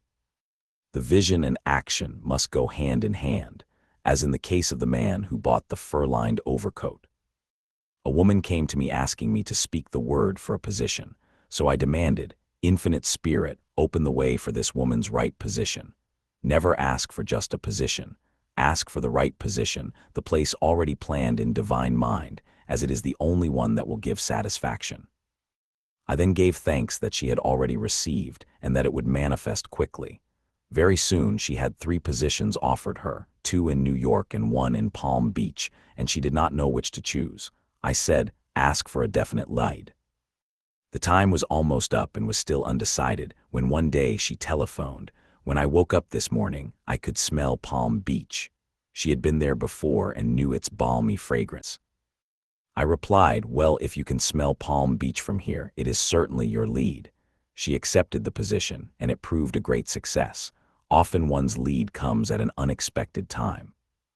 One day I was walking down the street when I suddenly felt a strong urge to go to a certain bakery, a block or 2 away. The reasoning mind resisted, arguing, there is nothing there that you want. However, I had learned not to reason, so I went to the bakery, looked at everything, and there was certainly nothing there that I wanted. But coming out, I encountered a woman I had thought of often, and who was in great need of the help which I could give her. So often, one goes for one thing and finds another. Intuition is a spiritual faculty and does not explain, but simply points the way. A person often receives a lead during a treatment. The idea that comes may seem quite irrelevant, but some of God's leadings are mysterious. In the class one day I was treating that each individual would receive a definite lead. A woman came to me afterwards and said, "While you were treating, I got the hunch to take my furniture out of storage and get an apartment." The woman had come to be treated for health. I told her I knew in getting a home of her own, her health would improve, and I added, "I believe your trouble, which is a congestion, has come from having things stored away." Congestion of things causes congestion in the body. You have violated the law of use, and your body is paying the penalty. So I gave thanks that divine order was established in her mind, body, and affairs. People little dream of how their affairs react on the body. There is a mental correspondence for every disease. A person might receive instantaneous healing through the realization of his body being a perfect idea in divine mind, and therefore whole and perfect. But if he continues his destructive thinking, hoarding, hating, fearing, condemning, the disease will return. Jesus Christ knew that all sickness came from sin, but admonished the leper after the healing to go and sin no more, lest a worse thing come upon him. So man's soul, or subconscious mind, must be washed whiter than snow for permanent healing, and the metaphysician is always delving deep for the correspondence. Jesus Christ said, "Condemn not lest ye also be condemned. Judge not lest ye be judged." Many people have attracted disease and unhappiness through condemnation of others. What man condemns in others, he attracts to himself. For example, a friend came to me in anger and distress because her husband had deserted her for another woman.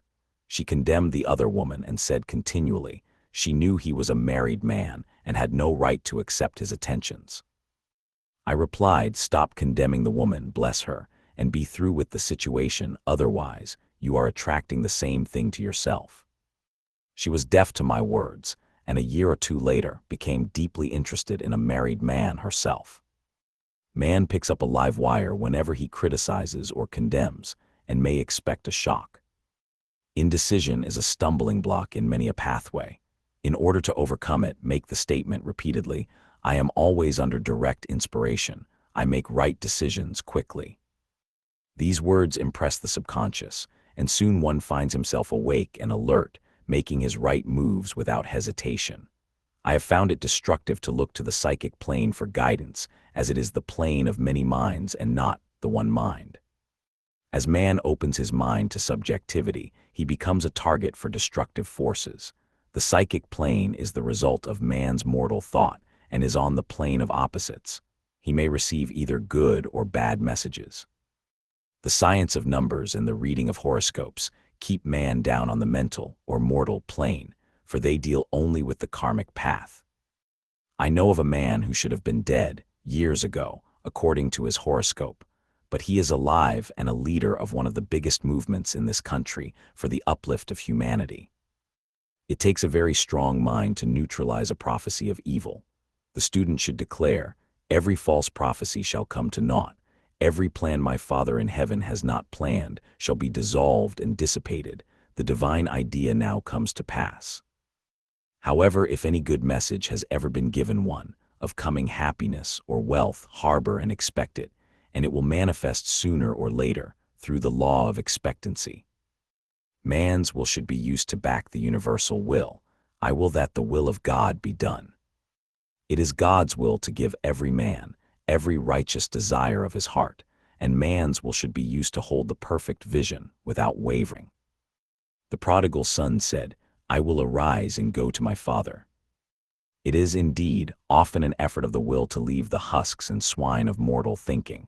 It is so much easier for the average person to have fear than faith, so faith is an effort of the will. As man becomes spiritually awakened, he recognizes that any external inharmony is the correspondence of mental inharmony. If he stumbles or falls, he may know he is stumbling or falling in consciousness. One day, a student was walking along the street condemning someone in her thoughts. She was saying mentally, "That woman is the most disagreeable woman on earth," when suddenly 3 Boy Scouts rushed around the corner and almost knocked her over. She did not condemn the Boy Scouts, but immediately called on the law of forgiveness and saluted the divinity in the woman. Wisdom's ways are ways of pleasantness, and all her paths are peace. When one has made his demands upon the universal, he must be ready for surprises. Everything may seem to be going wrong, when in reality it is going right. For example, a woman was told that there was no loss in divine mind, therefore, she could not lose anything which belonged to her. Anything lost would be returned, or she would receive its equivalent. Several years previously, she had lost $2,000. She had loaned the money to a relative during her lifetime, but the relative had died, leaving no mention of it in her will. The woman was resentful and angry, and as she had no written statement of the transaction, she never received the money, so she determined to deny the loss and collect the $2,000 from the Bank of the Universal. She had to begin by forgiving the woman, as resentment and unforgiveness closed the doors of this wonderful bank. She made this statement: "I deny loss. There is no loss in divine mind, therefore, I cannot lose the $2,000 which belong to me by divine right. As one door shuts, another door opens." She was living in an apartment house which was for sale, and in the lease was a clause stating that if the house was sold, the tenants would be required to move out within 90 days. Suddenly the landlord broke the leases and raised the rent. Again, injustice was on her pathway, but this time she was undisturbed. She blessed the landlord and said, "As the rent has been raised, it means that I'll be that much richer, for God is my supply."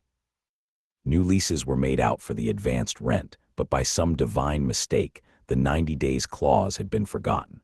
Soon after, the landlord had an opportunity to sell the house. On account of the mistake in the new leases, the tenants held possession for another year. The agent offered each tenant $200 if he would vacate. Several families moved, 3 remained, including the woman. A month or 2 passed and the agent again appeared. This time he said to the woman, "Will you break your lease for the sum of $1,500? It flashed upon her, "Here comes the $2,000. She remembered having said to friends in the house, "We will all act together if anything more is said about leaving." So her lead was to consult her friends. These friends said, "Well, if they have offered you $1,500, they will certainly give $2,000. So she received a check for $2,000 for giving up the apartment. It was certainly a remarkable working of the law, and the apparent injustice was merely opening the way for her demonstration. It proved that there is no loss, and when man takes his spiritual stand, he collects all that is his from this great reservoir of good. "I will restore to you the years the locusts have eaten." The locusts are the doubts, fears, resentments, and regrets of mortal thinking. These adverse thoughts alone rob man, for no man gives to himself but himself, and no man takes away from himself but himself. Man is here to prove God and to bear witness to the truth, and he can only prove God by bringing plenty out of lack and justice out of injustice. "Prove me now herewith, saith the Lord of hosts, if I will not open you the windows of heaven and pour out a blessing, that there shall not be room enough to receive it." Perfect self-expression, or the divine design. No wind can drive my bark astray, nor change the tide of destiny. There is for each man perfect self-expression. There is a place which he is to fill and no one else can fill, something which he is to do which no one else can do. It is his destiny. This achievement is held, a perfect idea in divine mind, awaiting man's recognition. As the imaging faculty is the creative faculty, it is necessary for man to see the idea before it can manifest. So man's highest demand is for the divine design of his life. He may not have the faintest conception of what it is, for there is, possibly, some marvelous talent hidden deep within him. His demand should be, "Infinite Spirit, open the way for the divine design of my life to manifest. Let the genius within me now be released. Let me see clearly the perfect plan." The perfect plan includes health, wealth, love, and perfect self-expression. This is the square of life which brings perfect happiness. When one has made this demand, he may find great changes taking place in his life, for nearly every man has wandered far from the divine design. I know in one woman's case, it was as though a cyclone had struck her affairs, but readjustments came quickly, and new and wonderful conditions took the place of old ones. Perfect self-expression will never be labor, but of such absorbing interest that it will seem almost like play. The student knows, also, as man comes into the world financed by God, the supply needed for his perfect self-expression will be at hand. Many a genius has struggled for years with the problem of supply, when his spoken word and faith would have released quickly the necessary funds. For example, after the class one day, a man came to me and handed me a cent. He said, "I have just 7 cents in the world, and I'm going to give you one, for I have faith in the power of your spoken word. I want you to speak the word for my perfect self-expression and prosperity." I spoke the word and did not see him again until a year later. He came in one day, successful and happy, with a roll of yellow bills in his pocket. He said, "Immediately after you spoke the word, I had a position offered me in a distant city, and am now demonstrating health, happiness, and supply." A woman's perfect self-expression may be in becoming a perfect wife, a perfect mother, a perfect homemaker, and not necessarily in having a public career. Demand definite leads, and the way will be made easy and successful. One should not visualize or force a mental picture.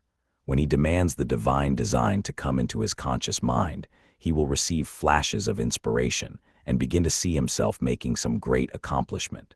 This is the picture or idea he must hold without wavering. The thing man seeks is seeking him. The telephone was seeking Bell. Parents should never force careers and professions upon their children. With a knowledge of spiritual truth, the divine plan could be spoken for early in childhood or prenatally. A prenatal treatment should be, let the God in this child have perfect expression. Let the divine design of his mind, body, and affairs be made manifest throughout his life, throughout eternity. God's will be done, not man's. God's pattern, not man's pattern, is the command we find running through all the scriptures, and the Bible is a book dealing with the science of the mind. It is a book telling man how to release his soul or subconscious mind from bondage. The battles described are pictures of man waging war against mortal thoughts. A man's foes shall be they of his own household. Every man is Jehoshaphat, and every man is David, who slays Goliath, mortal thinking, with the little white stone, faith. So man must be careful that he is not the wicked and slothful servant who buried his talent. There is a terrible penalty to be paid for not using one's ability. Often fear stands between man and his perfect self-expression. Stage fright has hampered many a genius. This may be overcome by the spoken word or treatment. The individual then loses all self-consciousness and feels simply that he is a channel for infinite intelligence to express itself through. He is under direct inspiration, fearless and confident, for he feels that it is the Father within him who does the work. A young boy came often to my class with his mother. He asked me to speak the word for his coming examinations at school. I told him to make the statement, "I am one with infinite intelligence. I know everything I should know on this subject." He had an excellent knowledge of history, but was not sure of his arithmetic. I saw him afterwards, and he said, "I spoke the word for my arithmetic and passed with the highest honors, but thought I could depend on myself for history and got a very poor mark."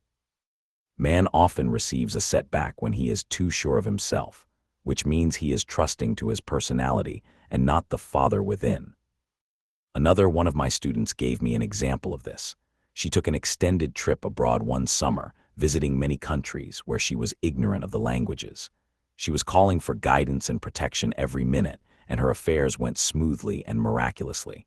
Her luggage was never delayed nor lost. Accommodations were always ready for her at the best hotels, and she had perfect service wherever she went. She returned to New York. Knowing the language, she felt God was no longer necessary, so looked after her affairs in an ordinary manner. Everything went wrong, her trunks delayed, amid inharmony and confusion. The student must form the habit of practicing the presence of God every minute. In all thy ways acknowledge him. Nothing is too small or too great. Sometimes an insignificant incident may be the turning point in a man's life.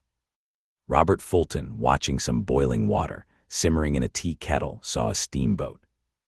I have seen a student often keep back his demonstration through resistance or pointing the way. He pins his faith to one channel only and dictates just the way he desires the manifestation to come, which brings things to a standstill. My way, not your way, is the command of infinite intelligence. Like all power, be it steam or electricity, it must have a non-resistant engine or instrument to work through, and man is that engine or instrument. Over and over again, man is told to stand still. O Judah, fear not, but tomorrow go out against them, for the Lord will be with you. You shall not need to fight this battle. Set yourselves, stand ye still, and see the salvation of the Lord with you. We see this in the incidents of the $2,000 coming to the woman through the landlord, when she became non-resistant and undisturbed, and the woman who won the man's love after all suffering had ceased. The student's goal is poise. Poise is power, for it gives God power a chance to rush through man, to will and to do its good pleasure. Poised, he thinks clearly and makes right decisions quickly. He never misses a trick. Anger blurs the visions, poisons the blood, is the root of many diseases, and causes wrong decision leading to failure. It has been named one of the worst sins, as its reaction is so harmful. The student learns that in metaphysics sin has a much broader meaning than in the old teaching. Whatsoever is not of faith is sin. He finds that fear and worry are deadly sins. They are inverted faith, and through distorted mental pictures bring to pass the thing he fears. His work is to drive out these enemies from the subconscious mind. When man is fearless, he is finished. Maeterlinck says that man is God afraid. So, as we read in the previous chapters, man can only vanquish fear by walking up to the thing he is afraid of. When Jehoshaphat and his army prepared to meet the enemy, singing, "Praise the Lord, for his mercy endureth forever," they found their enemies had destroyed each other, and there was nothing to fight. For example, a woman asked a friend to deliver a message to another friend. The woman feared to give the message, as the reasoning mind said, "Don't get mixed up in this affair, don't give that message." She was troubled in spirit, for she had given her promise. At last she determined to walk up to the lion and call on the law of divine protection. She met the friend to whom she was to deliver the message. She opened her mouth to speak it when her friend said, "So-and-so has left town." This made it unnecessary to give the message, as the situation depended upon the person being in town. As she was willing to do it, she was not obliged to, as she did not fear the situation vanished.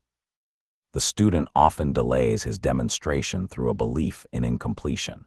He should make this statement: in divine mind there is only completion, therefore my demonstration is completed. My perfect work, my perfect home, my perfect health. Whatever he demands are perfect ideas registered in divine mind and must manifest, under grace in a perfect way. He gives thanks he has already received on the invisible and makes active preparation for receiving on the visible. One of my students was in need of a financial demonstration. She came to me and asked why it was not completed.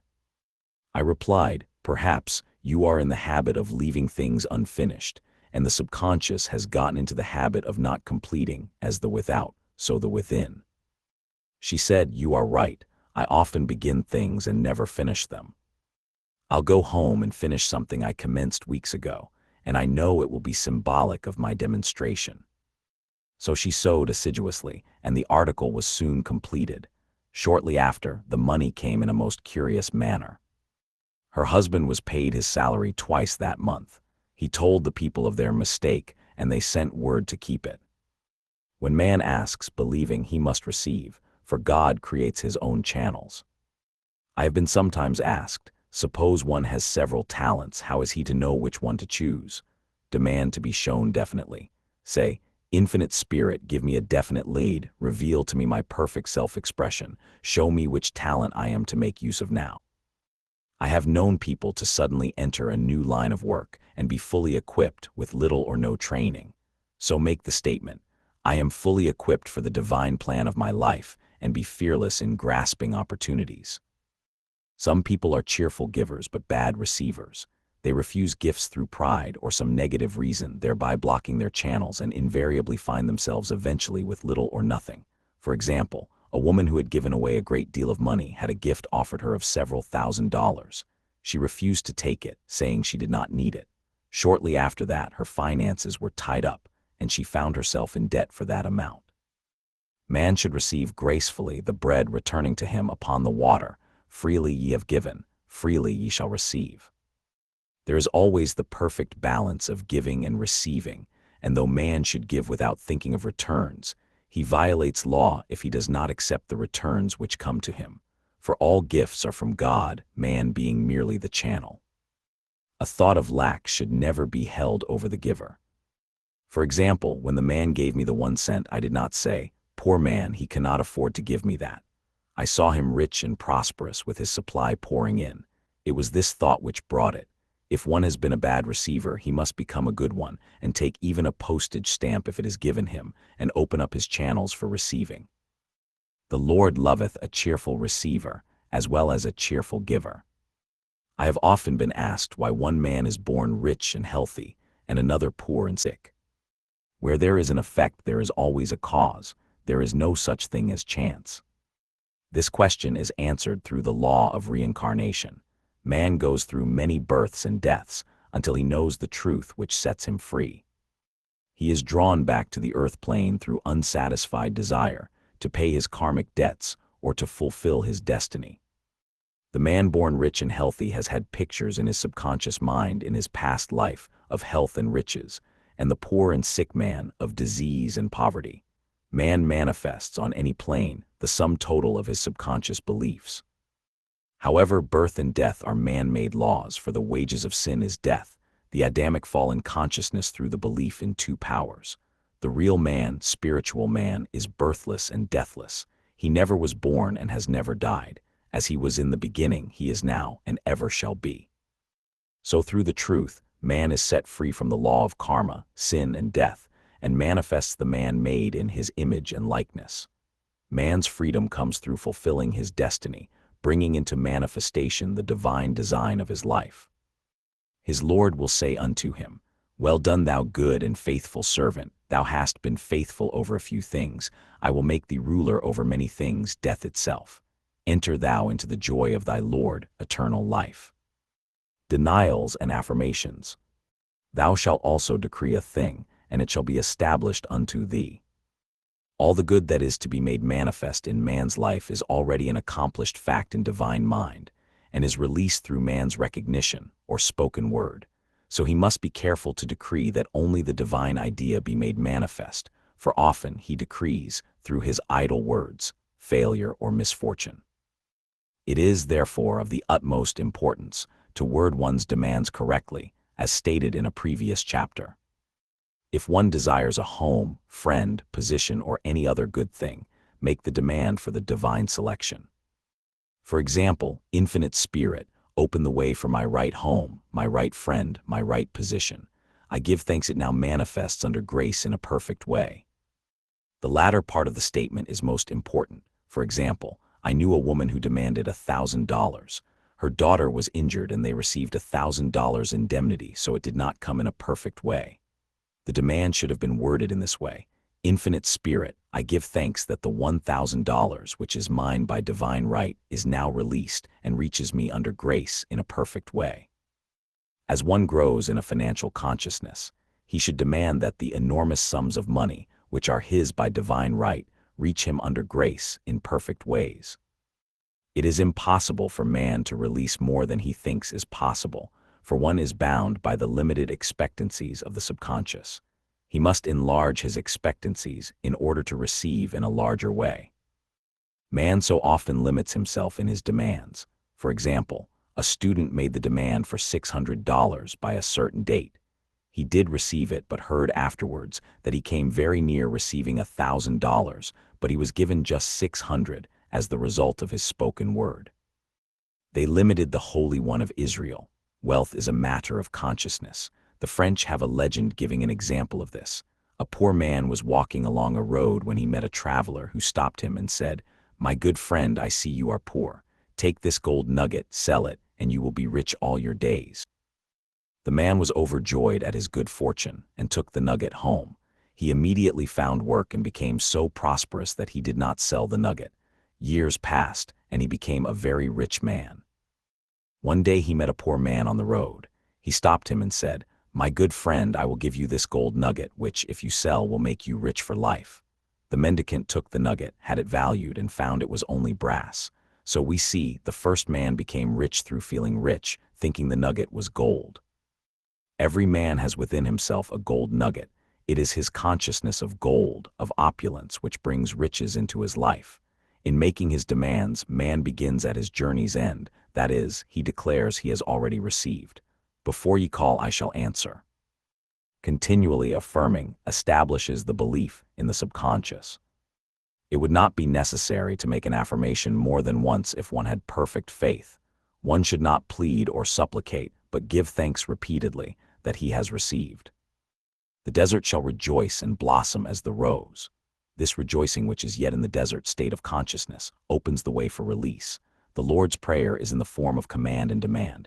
Give us this day our daily bread, and forgive us our debts as we forgive our debtors, and ends in praise. For thine is the kingdom and the power and the glory forever. Amen. Concerning the works of my hands command ye me.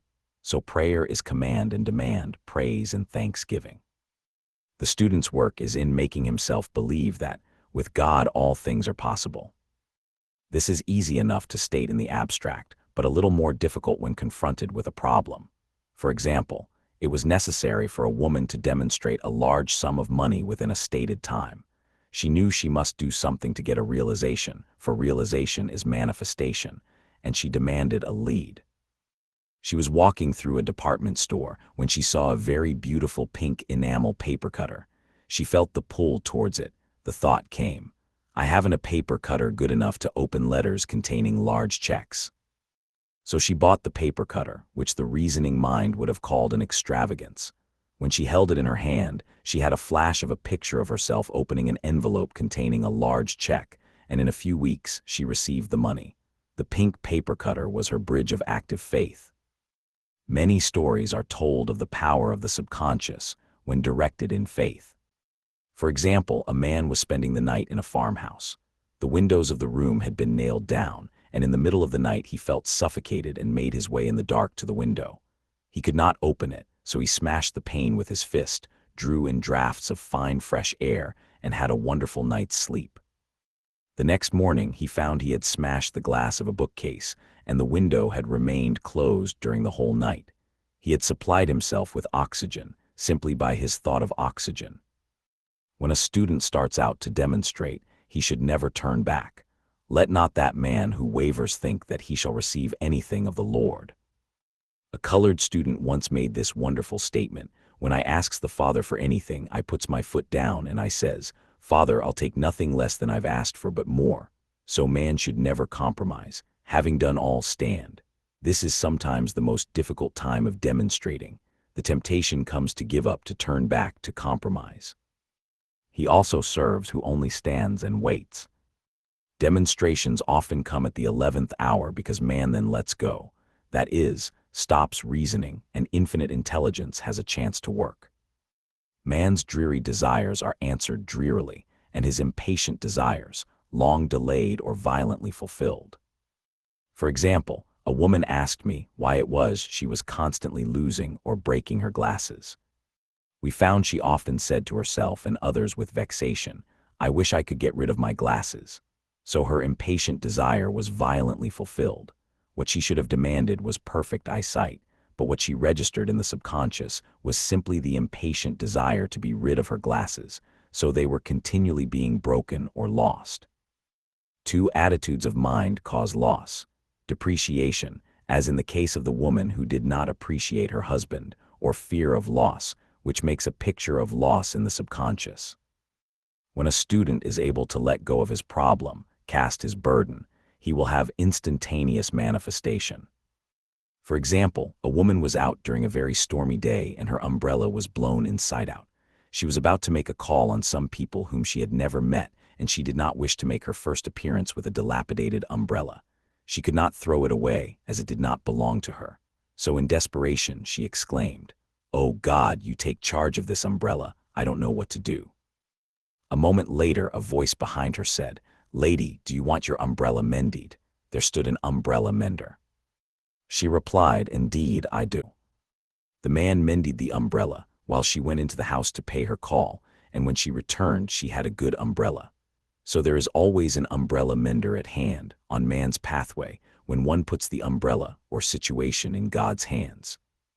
One should always follow a denial with an affirmation. For example, I was called on the phone late one night to treat a man whom I had never seen. He was apparently very ill. I made the statement, "I deny this appearance of disease.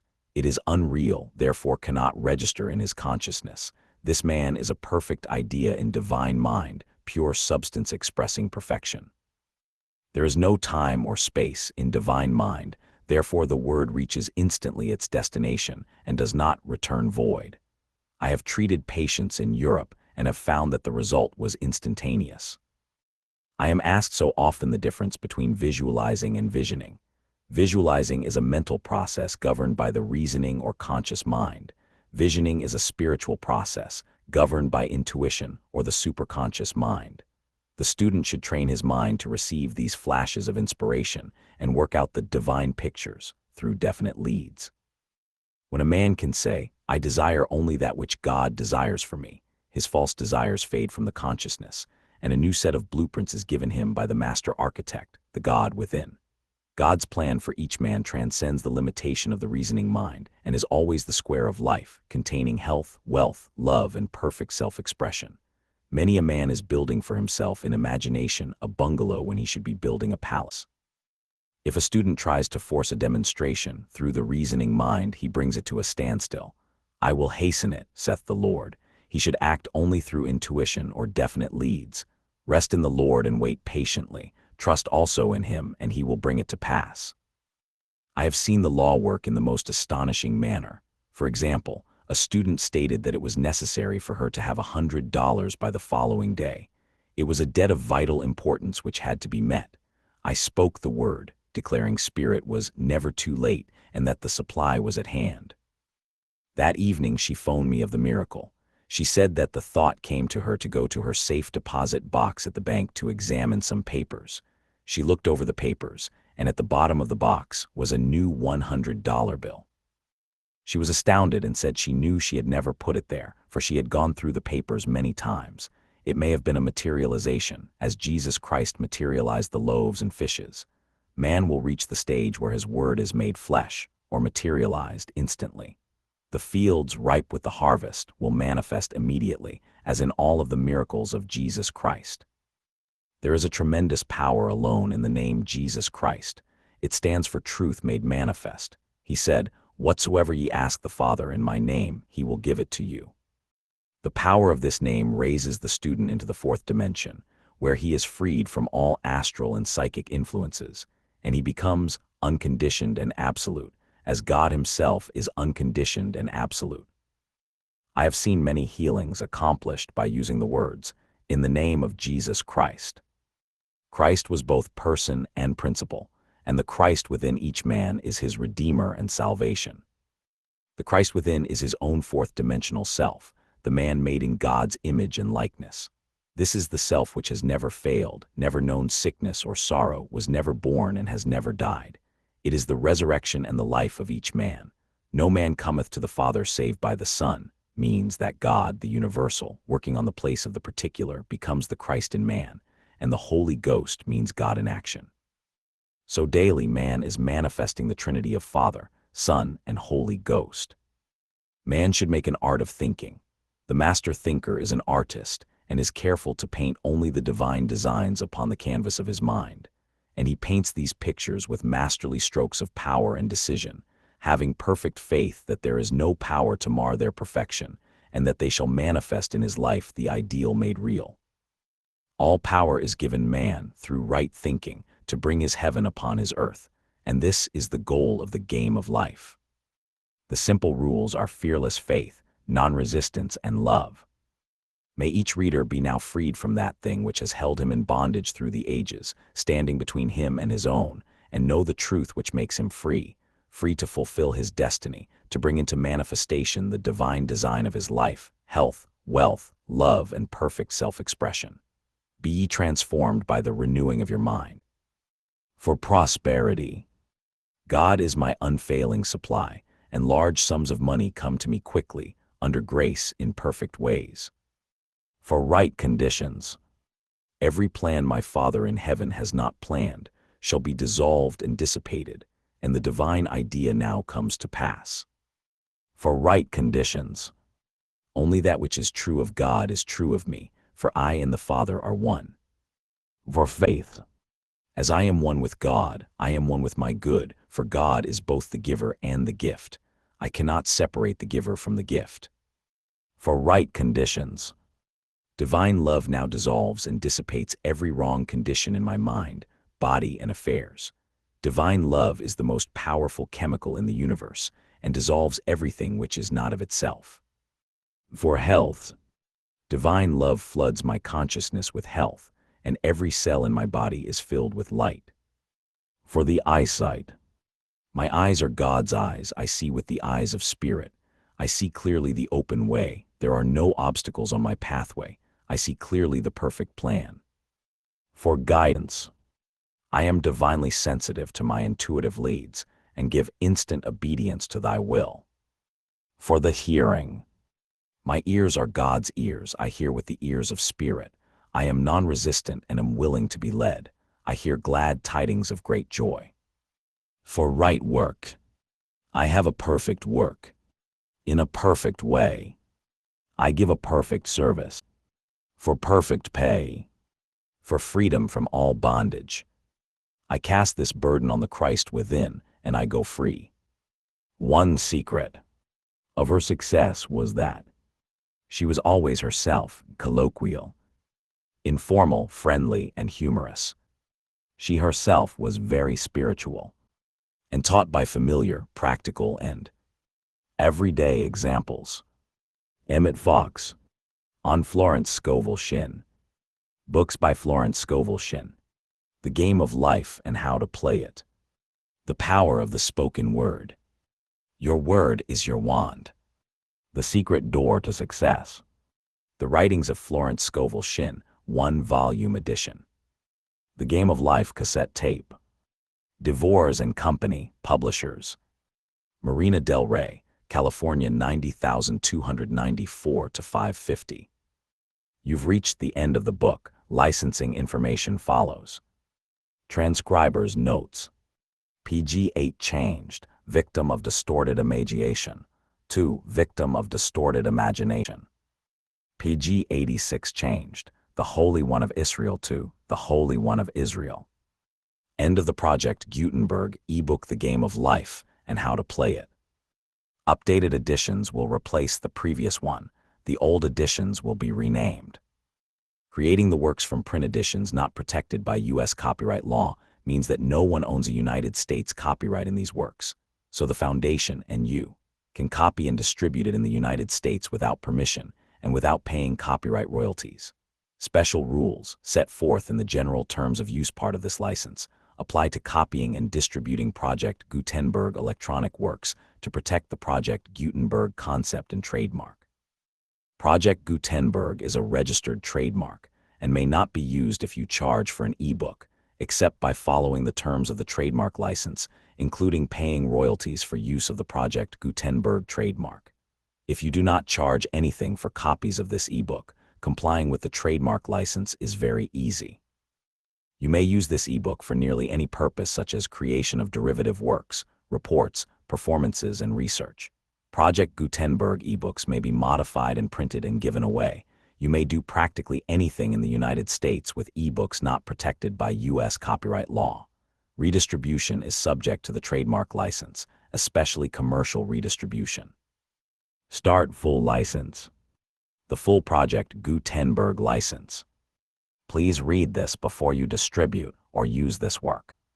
To protect the Project Gutenberg mission of promoting the free distribution of electronic works, by using or distributing this work, or any other work associated in any way with the phrase Project Gutenberg, you agree to comply with all the terms of the full Project Gutenberg license available with this file or online at gutenberg.org URL.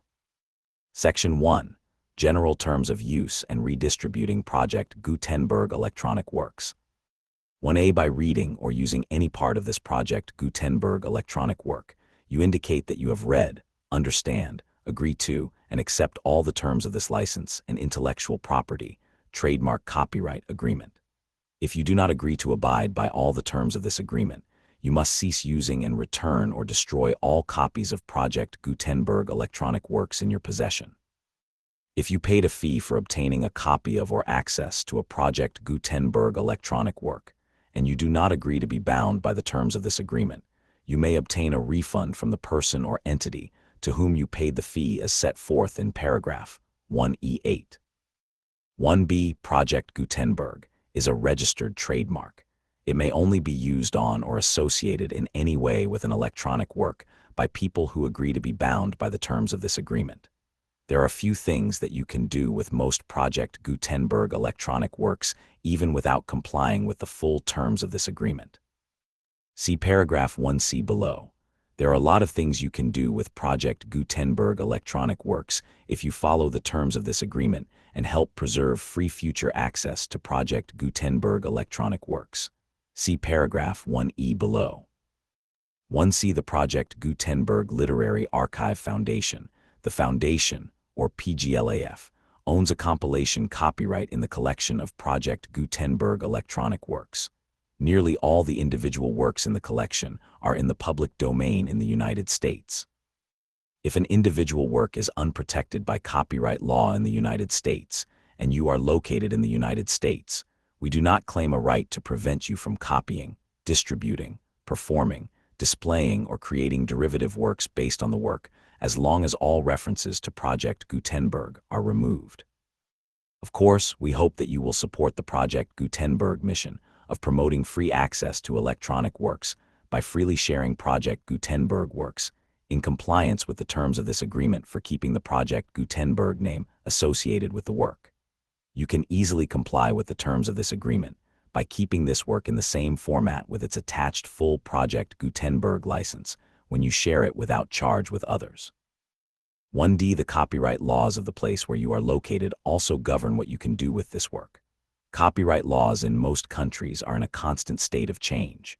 If you are outside the United States, check the laws of your country in addition to the terms of this agreement before downloading, copying, displaying, performing, distributing, or creating derivative works based on this work or any other Project Gutenberg work. The Foundation makes no representations concerning the copyright status of any work in any country other than the United States. 1E. Unless you have removed all references to Project Gutenberg. 1E1. The following sentence, with active links to or other immediate access to the full Project Gutenberg license, must appear prominently whenever any copy of a Project Gutenberg work, any work on which the phrase Project Gutenberg appears, or with which the phrase Project Gutenberg is associated, is accessed, displayed, performed, viewed, copied, or distributed. This ebook is for the use of anyone anywhere in the United States and most other parts of the world at no cost, and with almost no restrictions whatsoever. You may copy it, give it away, or reuse it under the terms of the Project Gutenberg license included with this ebook or online at gutenberg.org. If you are not located in the United States, you will have to check the laws of the country where you are located before using this ebook. 1E2. If an individual Project Gutenberg electronic work is derived from texts not protected by U.S. copyright law, does not contain a notice indicating that it is posted with permission of the copyright holder, the work can be copied and distributed to anyone in the United States without paying any fees or charges. If you are redistributing or providing access to a work with the phrase Project Gutenberg associated with or appearing on the work, you must comply either with the requirements of paragraphs 1E1 through 1E7 or obtain permission for the use of the work and the Project Gutenberg trademark as set forth in paragraphs 1E8 or 1E9. 1E3. If an individual Project Gutenberg electronic work is posted with the permission of the copyright holder, your use and distribution must comply with both paragraphs 1E1 through 1E7 and any additional terms imposed by the copyright holder. Additional terms will be linked to the Project Gutenberg license for all works posted with the permission of the copyright holder found at the beginning of this work. 1E4. Do not unlink or detach or remove the full Project Gutenberg license terms from this work, or any files containing a part of this work, or any other work associated with Project Gutenberg. 1E5. Do not copy, display, perform, distribute, or redistribute this electronic work, or any part of this electronic work, without prominently displaying the sentence set forth in paragraph 1E1 with active links or immediate access to the full terms of the Project Gutenberg license. 1E6 You may convert to and distribute this work in any binary, compressed, marked up, non-proprietary or proprietary form, including any word processing or hypertext form. However, if you provide access to or distribute copies of a Project Gutenberg work in a format other than plain vanilla ASCII or other format used in the official version posted on the official Project Gutenberg website, gutenberg.org, you must at no additional cost, fee, or expense to the user provide a copy, a means of exporting a copy, or a means of obtaining a copy upon request of the work in its original plain vanilla ASCII or other form. Any alternate format must include the full Project Gutenberg license, as specified in paragraph 1E1. 1E7 Do not charge a fee for access to, viewing, displaying, performing, copying, or distributing any Project Gutenberg works, unless you comply with paragraph 1E8 or 1E9. 1E8 You may charge a reasonable fee for copies of or providing access to or distributing Project Gutenberg electronic works provided that you pay a royalty fee of 20% of the gross profits you derive from the use of Project Gutenberg works calculated using the method you already used to calculate your applicable taxes. The fee is owed to the owner of the Project Gutenberg trademark, but he has agreed to donate royalties under this paragraph to the Project Gutenberg Literary Archive Foundation. Royalty payments must be paid within 60 days following each date on which you prepare, or are legally required to prepare, your periodic tax returns. Royalty payments should be clearly marked as such and sent to the Project Gutenberg Literary Archive Foundation at the address specified in Section 4. Information about donations to the Project Gutenberg Literary Archive Foundation. You provide a full refund of any money paid by a user who notifies you in writing or by email within 30 days of receipt that he does not agree to the terms of the full Project Gutenberg license. You must require such a user to return or destroy all copies of the works possessed in a physical medium and discontinue all use of and all access to other copies of Project Gutenberg works. You provide, in accordance with paragraph 1F3, a full refund of any money paid for a work or a replacement copy if a defect in the electronic work is discovered and reported to you within 90 days of receipt of the work. You comply with all other terms of this agreement for free distribution of Project Gutenberg works. 1E9 If you wish to charge a fee or distribute a Project Gutenberg electronic work or group of works on different terms than are set forth in this agreement, you must obtain permission in writing from the Project Gutenberg Literary Archive Foundation, the manager of the Project Gutenberg trademark. Contact the foundation as set forth in Section 3 below.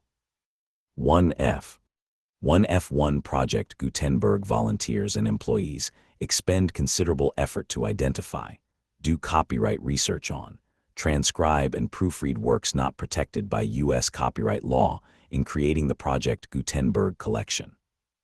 Despite these efforts, Project Gutenberg electronic works and the medium on which they may be stored may contain defects, such as but not limited to incomplete, inaccurate, or corrupt data, transcription errors, a copyright or other intellectual property infringement, a defective or damaged disk or other medium, a computer virus or computer codes that damage or cannot be read by your equipment. 1F2 Limited warranty, disclaimer of damages, except for the right of replacement or refund, described in paragraph 1F3. The Project Gutenberg Literary Archive Foundation, the owner of the Project Gutenberg trademark, and any other party distributing a Project Gutenberg electronic work under this agreement, disclaim all liability to you for damages, costs, and expenses, including legal fees. You agree that you have no remedies for negligence, strict liability, breach of warranty, or breach of contract, except those provided in paragraph 1F3. You agree that the foundation, the trademark owner, and any distributor under this agreement will not be liable to you for actual, direct, indirect, consequential, punitive, or incidental damages, even if you give notice of the possibility of such damage. 1F3 Limited right of replacement or refund. If you discover a defect in this electronic work within 90 days of receiving it, you can receive a refund of the money. If any, you paid for it by sending a written explanation to the person you received the work from. If you receive the work on a physical medium, you must return the medium with your written explanation. The person or entity that provided you with the defective work may elect to provide a replacement copy in lieu of a refund. If you receive the work electronically, the person or entity providing it to you may choose to give you a second opportunity to receive the work electronically in lieu of a refund. If the second copy is also defective, you may demand a refund in writing without further opportunities to fix the problem. 1F4 except for the limited right of replacement or refund set forth in paragraph 1F3. This work is provided to you as is, with no other warranties of any kind, express or implied, including but not limited to warranties of merchantability or fitness for any purpose. 1F5 Some states do not allow disclaimers of certain implied warranties or the exclusion or limitation of certain types of damages. If any disclaimer or limitation set forth in this agreement violates the law of the state applicable to this agreement, the agreement shall be interpreted to make the maximum disclaimer or limitation permitted by the applicable state law. The invalidity or unenforceability of any provision of this agreement shall not void the remaining provisions.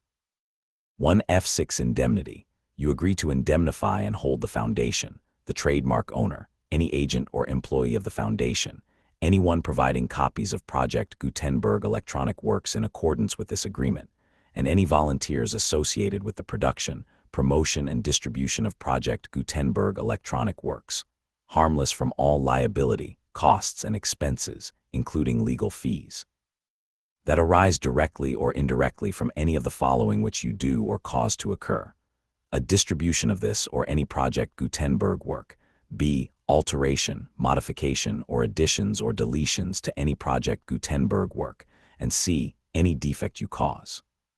Section 2. Information about the mission of Project Gutenberg.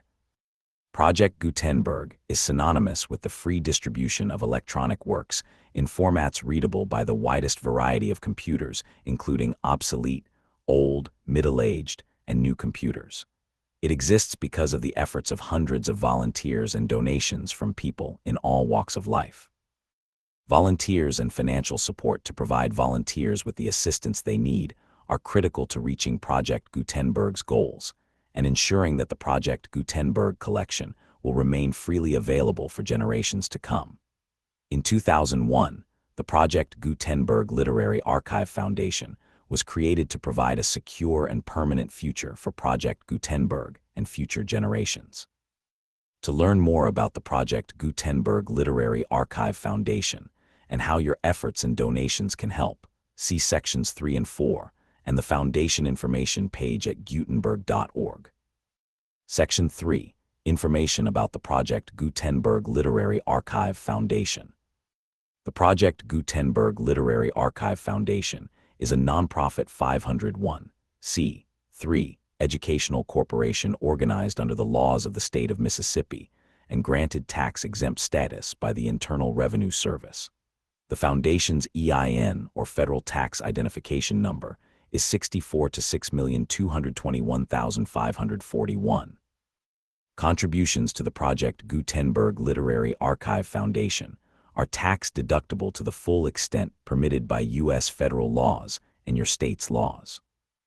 The Foundation's business office is located at 41 Watchung Plaza 516, Montclair NJ 7042, USA, +1 862 621 to 9288. Email contact links and up-to-date contact information can be found at the Foundation's website and official page at gutenberg.org URL. Section 4. Information about donations to the Project Gutenberg Literary Archive Foundation.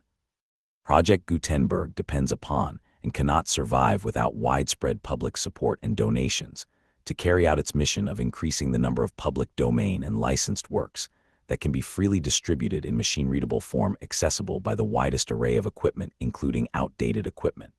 Many small donations, $1 to $5,000, are particularly important to maintaining tax-exempt status with the IRS.